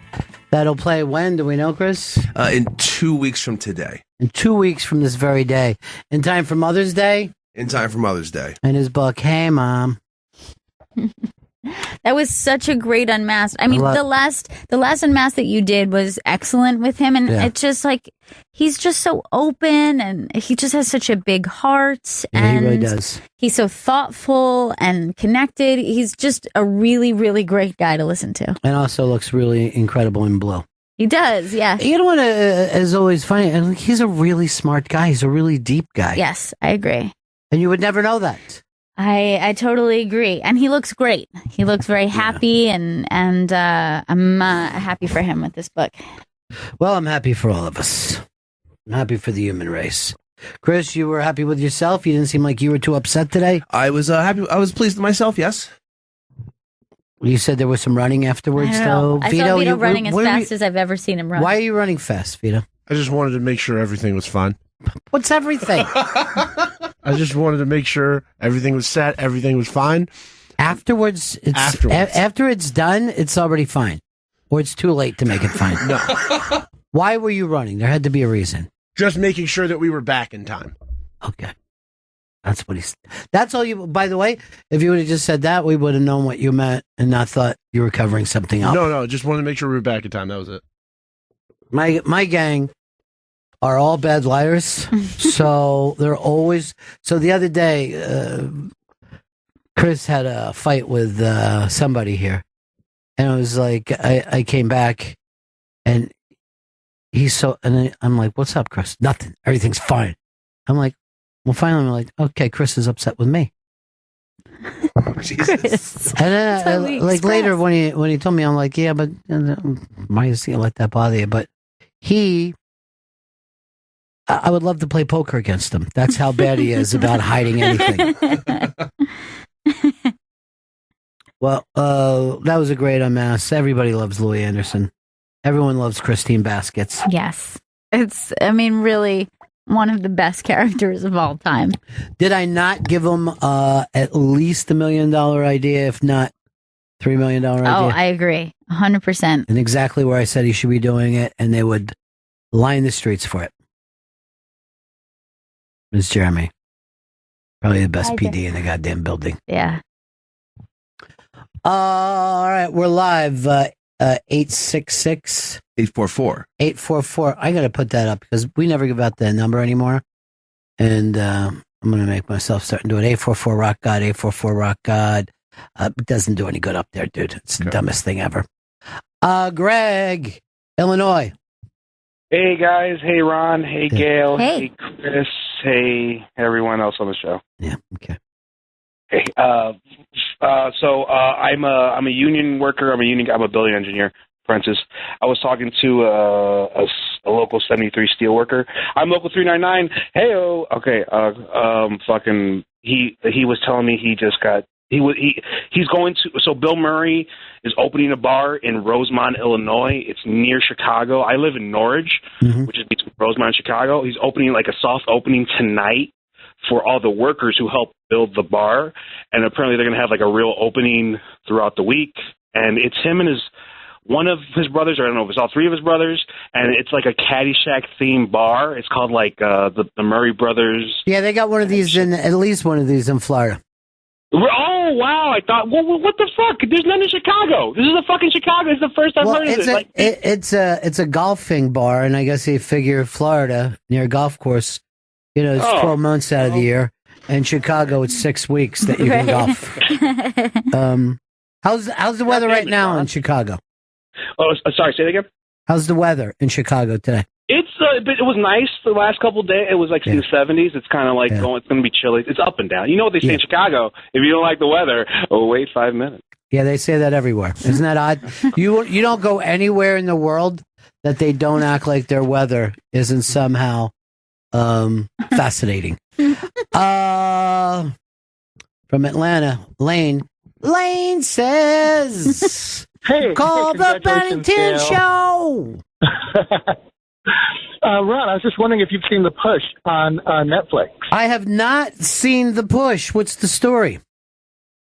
So you know that guy in Britain that does all those like mind tricks with people with the power of persuasion? Yeah. He does this thing where he tries to convince someone to push someone off a building. I'm definitely going to watch this. I'm definitely going to watch this. So the basic premise is that, they pull this guy in, and it's the power of suggestion to bend his will to see how far he'll go. And the ultimate goal is to get them to push a guy off a building. I think he uses hypnosis. He uses NLP. Uses all kind of thing. And the other day, I forget who was in here. Was it Pete Lee? And both Pete Lee and Gail said, "I feel like I couldn't be hypnotized." And you're like, that's not the point of hypnosis. You know what I mean? That's like saying, I'm sure I definitely won't eat chocolate. Well, that's not the thing of whether you like chocolate or not. But the fact is, we're all in a trance at some point or another. When you were just in that unmasked, you were in it. I looked around and the whole room was in a trance. Yeah. When Louie was talking. That is true. Enough to push somebody off a building? I don't know, though. I don't know. I mean, I guess you could get some people to do anything. Yeah, I think that it's not that I think my mind is like a trap or something that someone can't get in. I just think that my thoughts are so loud, it's hard to imagine someone overpowering how loud my own thoughts are. You never persuade by overpowering. It's like judo, you go with it. And those same thoughts that you have can put you into a trance. And sleep. And now she's out. What, you too, Chris? You started to fall out too? And back awake. How did you like being in Jamaica? I loved it. Lane says, I'm going to watch this, The Push, on Netflix. You know this, Timothy, is it Chalamet? Yeah. Everyone talks him up, and I try to play it down. Just saw a trailer for another film. I'm like, this is the only film I feel like seeing this summer. About a kid who spending the summer selling weed. And the fucking trailer looked great. Sounds like a great summer. It's a summer we've all had. Yeah. It's a familiar one. Everybody should enjoy selling some weed because you can use the money that you make to buy weed. I'm smoking the John Boehner weed, and it is just fantastic. So corporate. Mm. So modified, genetically modified. A lot of people pissed about that, like the people like that getting into the weed business. Tony in Maine. Hey, Grampy Bennington, what's going on, buddy? Great. Good to see you. Good to hear from you. Congratulations, Gail, as well. Thank you so much. You're very welcome. Ronnie, I'm coming into the city right now. My wife surprised me with tickets to Radio City Music Hall to see John Prine. Have you listened to John Prine? Do you know about him? I've not only listened to him, but I've gone and seen him perform before. He's one of the greatest American songwriters of all time. Dude, he's unbelievable. I mean, I feel kind of weird because I just kind of discovered him over the last 6 months or so. There is no better. I don't know if there's ever been a song written that is better than Angel from Montgomery. It is as good as any song. And the fact that a man wrote that song is actually mind-blowing to me. Who's the first to do that song? Because when I think he did it, but well, it's John Prine and then Bonnie Raitt. Bonnie Raitt is the one who made it famous. Ron, I was just saying that to somebody earlier this week. I was like, the fact that he was in his 20s or something and just wrote that from the perspective of an old woman who wants to get out of the situation of her marriage and stuff, that's exactly what I was saying. Just absolutely mind-blowing. There is no better song about late in life, just disappointment. I know. How the hell can a person go to work in the morning? It's also written, I can't really explain it, but it's just in a very a singable place. I feel like anybody could sing it? Yeah, it feels like whether you have a great voice or you have a mediocre voice, it's a fun song to sing. Well, let's see if Chris can do it. Sing Angel from Montgomery, Chris. Angel from Montgomery. Oh, you don't know the song? I've never heard the song. Of course you've heard the song. You know me, yes. So you've heard the song. I like it said saying I don't know. By the way, why would you go play instead of off an album, a thing of him trying to sing it next to a fucking river somewhere, like a home movie of it? You know the song. Everybody on the fucking planet knows that song. It's a famous song. Why don't you plug the fact that I'm finally going back to New Jersey after all these years. I'm going to Austin next week. And when I come back after that, the following week, Jersey boy is going home. You're finally returning home. I never thought you would. I'm going to, before the show, I'm going to go through the old neighborhood, look at the old high school, check out the old bric-a-brac. Ron's performing at the Stress Factory in New Brunswick, New Jersey, Friday, April 27th, Saturday, April 28th. 2 shows each night, 7:45 p.m. and 9:30 p.m. StressFactory.com for tickets. What happened to Vito being plug guy? We were going to give that a call. Me and Chris didn't have a chance to talk about it, go over it yet, but it will be happening next week. Let's see. You see that piece of paper right there? You just read it. You think is that enough to go over for you? You think there's anything extra to learn? I don't know. I wanted to be prepared, so I wanted to have a conversation with him before it happened. How long you been in radio? 2 years. And in 2 years, you've never had to read anything before. Also, to be fair, it's not like he showers with compliments on his plugs. Yeah. What kind of this advice would be the worst guy to get it from. It's not like going to Ed McMahon. How do you do it, Ed? How do you make America love you? Ed McMahon used to, he would sell anything. And he was on the show one time, many, many years ago when I was young, and saying that he used to work at the boardwalk in Atlantic City when he was a kid and sell stuff as people were walking by. Basically carny work. Yeah. You make a lot of money doing that. Yeah. You make a lot of money if you can move anything. All right, it's the Bennington Show getting ready to wrap this up on a Friday. Let's see. I saw this story. I think you turned it in, Gail. I know I shouldn't get mad at lists, but this one really pisses me off.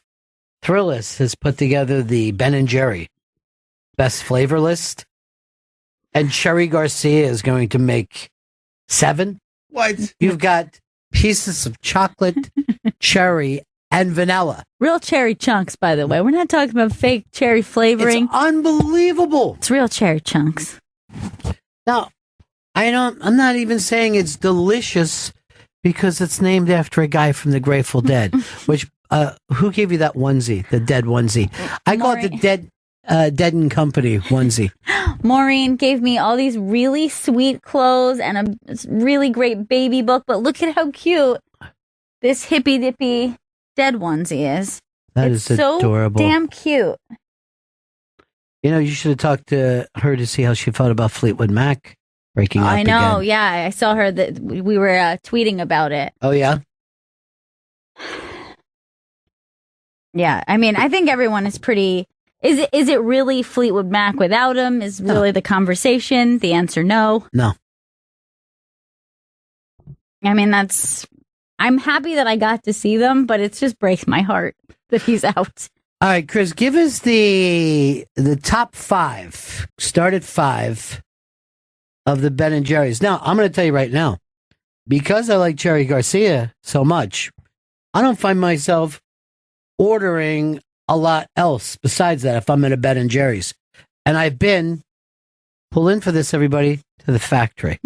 What was it like? It's unbelievable. Was everyone Here's an exciting dressed like thing. this? It is so busy and there's buses that run in and out like you wouldn't believe. But there's the graveyard of the old forgotten flavors, and you can get flavors there that don't exist anywhere else. Like they'll try out some things or some flavors that didn't move. And this is in a small town in Vermont, right? Like that's where it is. And it's like a very kind of hippie town, too. You know, it's as hippie as the rest of Vermont, but this is a corporation. For all the hippie talk, you know what I mean? It's got more of a Disney feel than it does being at your acid dealer. All right, give us 5. Peanut butter cup. No problem for me. Yeah. Peanut butter cup. That's a top 5. And ice cream together. Whoever made that work first, easiest thing that's ever happened. Now, be careful because children die from peanut butter. You just don't even bring it out. Don't. Chris, do you have a go-to flavor yourself before you even look up? It was peanut butter chunk and then Cherry Garcia. I love peanut butter chunk. Or peanut butter chunk. Or peanut butter, rather. Yeah. You said peanut butter cup, then you said peanut butter chunk, and now you've taken it back to peanut butter. Vito, this is why I don't want you learning from him. I have. It's not great radio. I have one that actually personally bumped Cherry Garcia, and Cherry Garcia is in the second place spot for me, which was years of that being number 1. And it's a peanut butter banana Greek yogurt, and it is so effing good that it makes me like tear up. It's so delicious. I don't think I've tried it. I don't know if I like the Greek yogurt. Can I tell you? You're going to love it. I know that you'll love it. I'm very confident. Give me all the ingredients again. It's a banana peanut butter with a Greek yogurt. And that Greek yogurt, I can't remember, but there's like a bit of a flavor to that. I don't know if there's a little honey flavor in that. I'm telling you, I know your palate, Ron Bennington. I know, but you know, love it. Here's something that you don't know about me. I kind of only like fresh banana. I feel like a cherry can travel. Yeah. I don't know if a banana can. So I'm going to try this. I mean, I got a whole summer coming up. All right. Peanut butter chunk, peanut butter cup, peanut butter is in 5th place. That gets to 4th place, Chris. New York Super Chunk. So that looks like a Rocky Road kind of take on it. All right, we got chocolate ice cream with white and dark fudge chunks, pecan, walnuts, and fudge-covered almonds. Sounds like it could be just fantastic. I would, Yeah, you know. I'm going to have no complaints about that ice cream. My thing is I've gotten older. I don't want too much chocolate ice cream. It starts to get thick for me. I think the vanilla base is easier. Now, I wouldn't say that to any child. I'm not going to say to a child, don't have chocolate, have vanilla.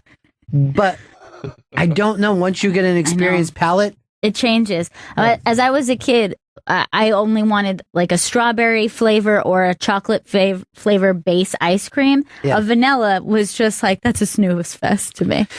Did I ever tell you that my favorite Louis Anderson bit is about going to get ice cream in the car? And, you know, when you're a kid, I think you just want chocolate. I mean, anything besides chocolate is insane. And then his mom would always be like this, I'll have peach. and then like, think about that. And then your dad always orders something that you can't even believe, you're like, give me onion. And I do. I remember those things. My mom would always have something delicate. And then my dad would have something like, what? What did you just say, fish? Yes.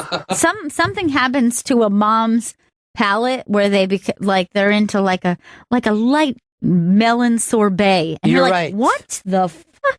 No, I want ice cream. Who would want that? Gail, don't judge until after you have this baby. I know. but- Maybe my palate will change. All right, let's go to the next one.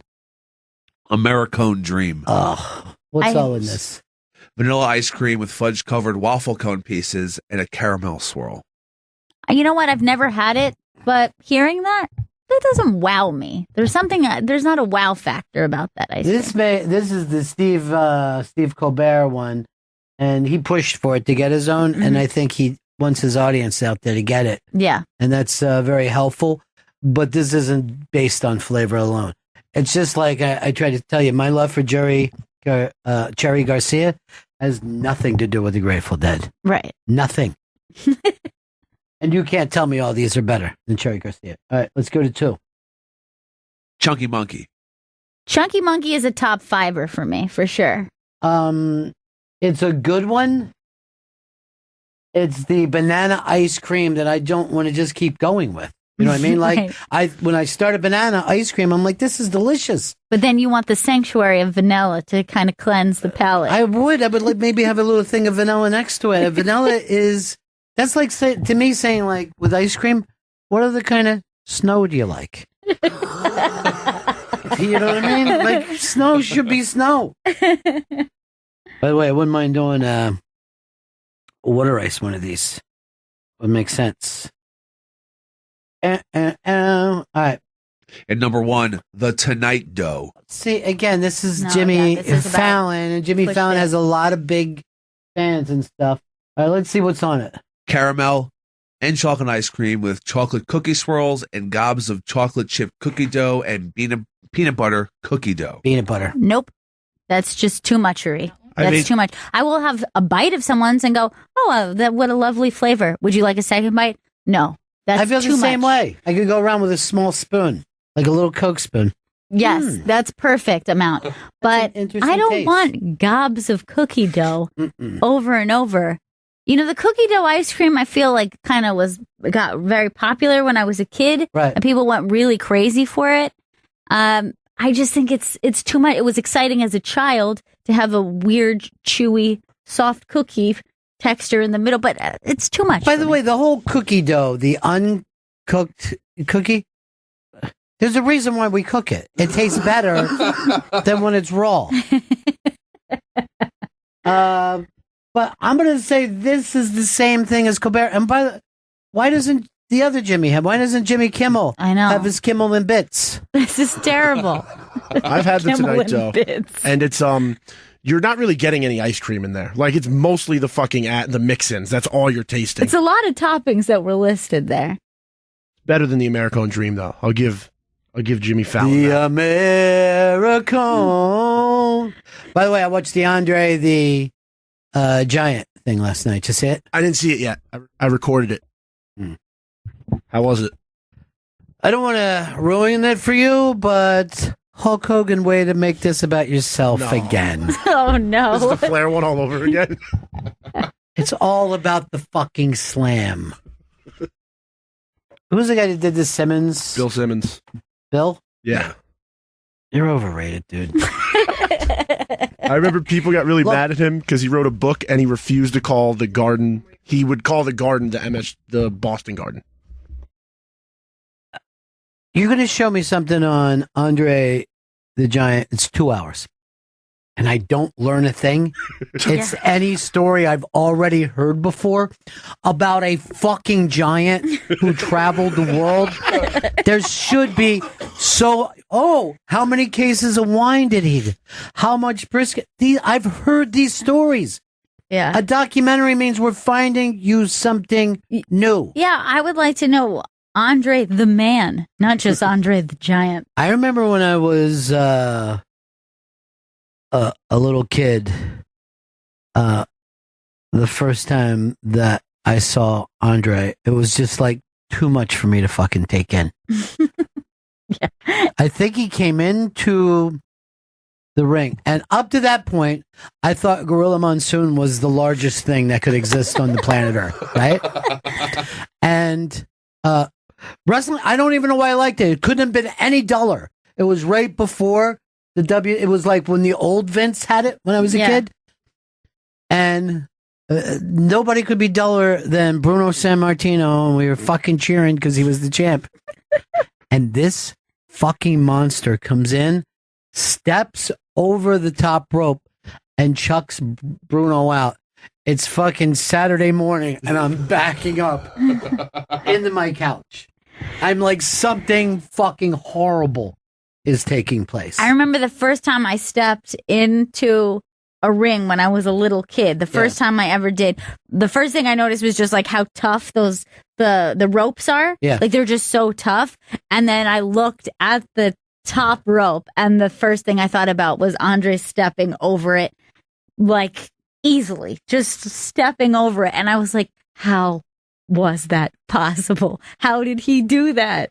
Well, they don't explain it during the 2 hour.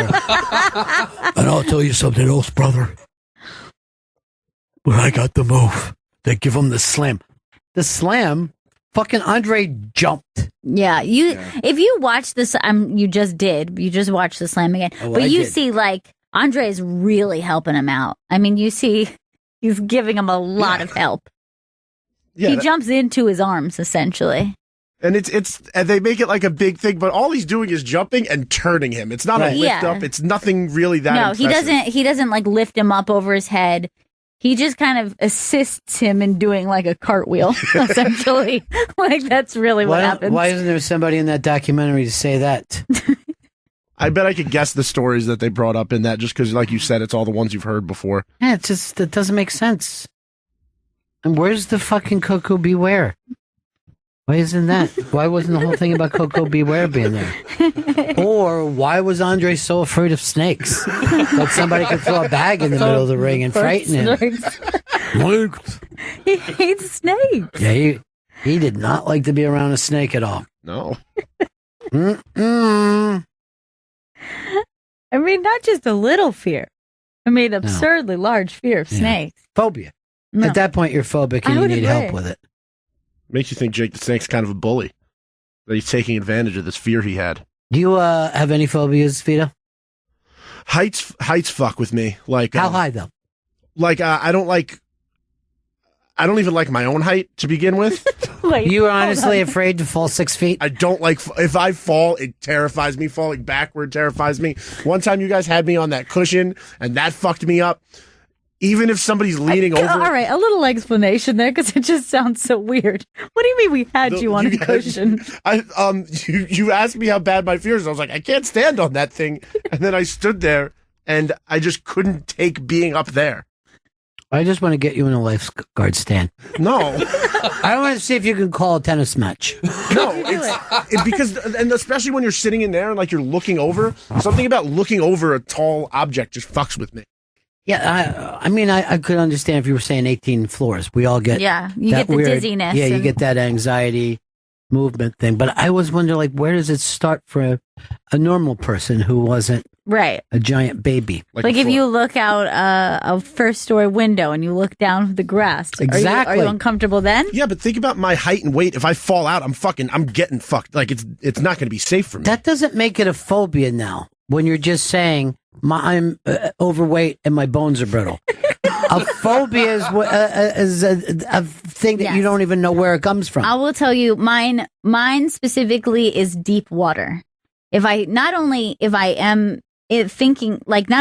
in deep water or I'm looking out at the ocean, but I could think about deep water right now and start to feel anxiety. All right, now could you be in a pool that was deep water, like the ones that the Navy SEALs train in? I think a lot of it has to do more with creatures in the water than drowning. So you're more afraid of the ocean than you are deep water. Yes, but even you saying that, if I see the point of darkness, when you're talking about so deep that you Yes. lose visibility, it's more, I think, about the unknown than it is even specifically water. One time I was out in the Chesapeake Bay, we were water skiing, and I had this shirt that we had made in shop class that, so all these shirts were like only one-offs. Mm-hmm. And I forget it must have been some kind of a beer shirt or something. And it blew off the boat. And I'm like, oh, come back around. And we saw it sinking. And it went down. And I dove. And I could see it. And I was swimming until it turned dark. And I just turned around and started swimming up as fast. And it's a bay. There's nothing to grab me down there. But as soon as the lights went out. Yes, the lights went out in Georgia. Fuck that. But I don't see that as a phobia either. I think you're probably pretty right. Like, oh, you don't want to be out in the middle of the ocean floating. True. But I have a memory. Do you remember it was like years ago and you were doing a gig in Miami and we went jet skiing? That was Key West. Key West. Yeah. That's what I mean. Key West. So we were jet skiing down there and we went like on a tour where we were like pretty far from the shore. And at one point, someone said that they had to pee. So we all stopped together. And someone said, like, anyone who has to pee, you could just jump off and have a pee and then come back. And so I had to pee. And so I jumped off and I'm just like floating in the ocean and I peed. But I could feel that difference between where my like shoulders were above water and where my feet were. And I was like looking down and I could see, because the water is clear down there, you could see where it becomes ocean, not just like water that you swim in, and that my feet were a different temperature than my shoulders because it was like that cold drag of like, this is really deep water. And I remember just thinking like, this is the most terrified I've ever been. Like I was just having fun and now I'm not having fun anymore. And I just like was like quickly trying to get back to the jet ski and I couldn't really like express myself because I felt like I had just like a mini kid panic attack where it's just like there's darkness and coldness. Here was that other weird thing that day. So we're taking these jet skis all over through the Florida Keys, and I don't know whether you remember this or not, but we're right next to a cruise ship that's coming in, and you see just how big. I mean, it's like a floating building. Yeah. And you suddenly feel as little as you've ever felt in your life. It was a really surreal feeling. It's like a building on its side, but you're like this little ant looking up at it. And we had to just like cross in front of it in order to get out to open water. And it really was like so massive that it was, you see a cruise ship in the water and it looks big, but when you're really up on top of it, you're like, this doesn't make sense. This shouldn't float. No, it should not float. This building should not be floating down the street. I mean, John Prine should be doing 2 fucking shows in there tonight. You got one fear before we move on, Chris? The fear of like enclosed spaces. Oh, I got all these. Yeah. But either way, every one of them, I don't even think is a phobia. I think it's something you should have. What if we're in a closed space, right? Yeah. In deep water. Nope. But that was up really high. What? No. So it's like you're in like a submarine. Yes. On a cliff underwater. If I was in a submarine, I would be constantly checking the door. I go, is this door? With that. I want to make sure if we have to get out, we can. No, I wouldn't be going, is this tight enough to get out? Not to fucking let in. I'd be worried about the fucking water coming in on a fucking submarine concept. But then you have my fear. What you're saying is now you're trading for my fear. I'd be fucked. I forgot. I have a phobia I've been lying about my whole life. Okay, you're ready to share it today. That's great. I'm terrified of bees, and I've lied to people my whole life that I'm allergic because when they come near me, I freak out, and I don't want to get stung, so I say I have an allergy. There's an article online today. There was something like 1 million bees have come into this one Texas town. 1 million bees just came out from out of nowhere. Oh, fuck. And is it like the kind of thing like you definitely don't want to try to get rid of them because we're still having our bee crisis? No, I would fucking kill them off. If that was the last 1 million bees ever. Just fire. Yeah, flamethrower that shit. If I see a bee, I'm freaking out and I'm screaming. Why? I don't know. Stung before? I've never been stung. I don't want to keep the streak alive. It's painful, but look, I've been stung and here I am. It's like a bad pinch. It hurts. When I was a little kid, we had this like these fucking things. So there was bees on all of our lawns because there was like clover or some shit. And when we were little, the fucking thing was you had to be able to step on a bee in your bare foot, or if you were really bold, when a bee was down in the flower, go over, sit on it. Oh and my it was God. so thrilling to us. It was, I guess, like hot sauce. Oh my God. But you would just, because kids used to walk around barefoot, you would just be walking and one of your friends would just start screaming and crying and running out of his house. And you're like, what was it, bee? Bee? I think the first time I was ever stung, it was stepping on a bee. Yeah. So that, and then the stinger was stuck right into the bottom of my foot. And I remember, I was just little, but I just remember that pain was just like, to me, it was the worst pain of all time. I was Yeah, like, well, you're not used to having that kind of pain in real life. There's fucking horseflies that hurt just as bad as that, though. Mhm. There's a horsefly out there that feels like he's just driving a nail into your bones. It's awful. His name is Pete. Peace, Chris. Peace. Peace be with you, Chris. And also with you. Chris, why don't you give us the plugs we needs to do before we wrap up this Friday the 13th show? Gail Meets Girls is new tomorrow with Melinda Taub and Ashley Nicole Black. The writers on Full Frontal with Samantha Bee. Airs tomorrow at 6 p.m. East on Raw Dog. Samantha Bee. B. B. Oh. And she's a late night host without Ben and Jerry's tying it together. They don't use women. I know. You ever notice that about Ben and Jerry's? Sexist. Hey, it isn't Connie and Jerry, Ben and Jerry. And then Ron's going to be at the Stress Factory in New Brunswick, New Jersey, Friday, April 27th, Saturday, April 28th. 2 shows each night, 7:45 and 9:30 p.m. StressFactory.com for tickets. Chris, why don't you come over there and just at one of the shows eat 3 pies? Just my choice of pie. What, did you think I was going to give you some kind of bad pie? It's going to be delicious. What is your choice of pie? I would think I'm going to go 3 different ones: apple, chocolate, and pear. Chocolate? Now, tell me what a chocolate pie is. It's like a fucking pie tin filled with chocolate. It's a fucking So pie what- tin filled with chocolate. So what are you saying? You want a piece of candy? You want a pudding pie? Chocolate cream pie? All right, Ew. chocolate cream pie. Ew. And has anybody even had a pear pie? You just made that up, right? I've had a pear pie before. Can't even think of someone going, oh, what's for dessert? Pear pie. I'd be like, what? What are you talking about? Does it have a name? Because the name pear pie has never showed up on a menu. I feel like it's just a pear pie. I had like there was like a fucking stand and had fucking You pear just pies. really, seriously, you had nothing and you came in with pear pie. He's also referencing one specific pear pie that he had in his life. Yeah. He's like, that specific pear pie is number 3. Right.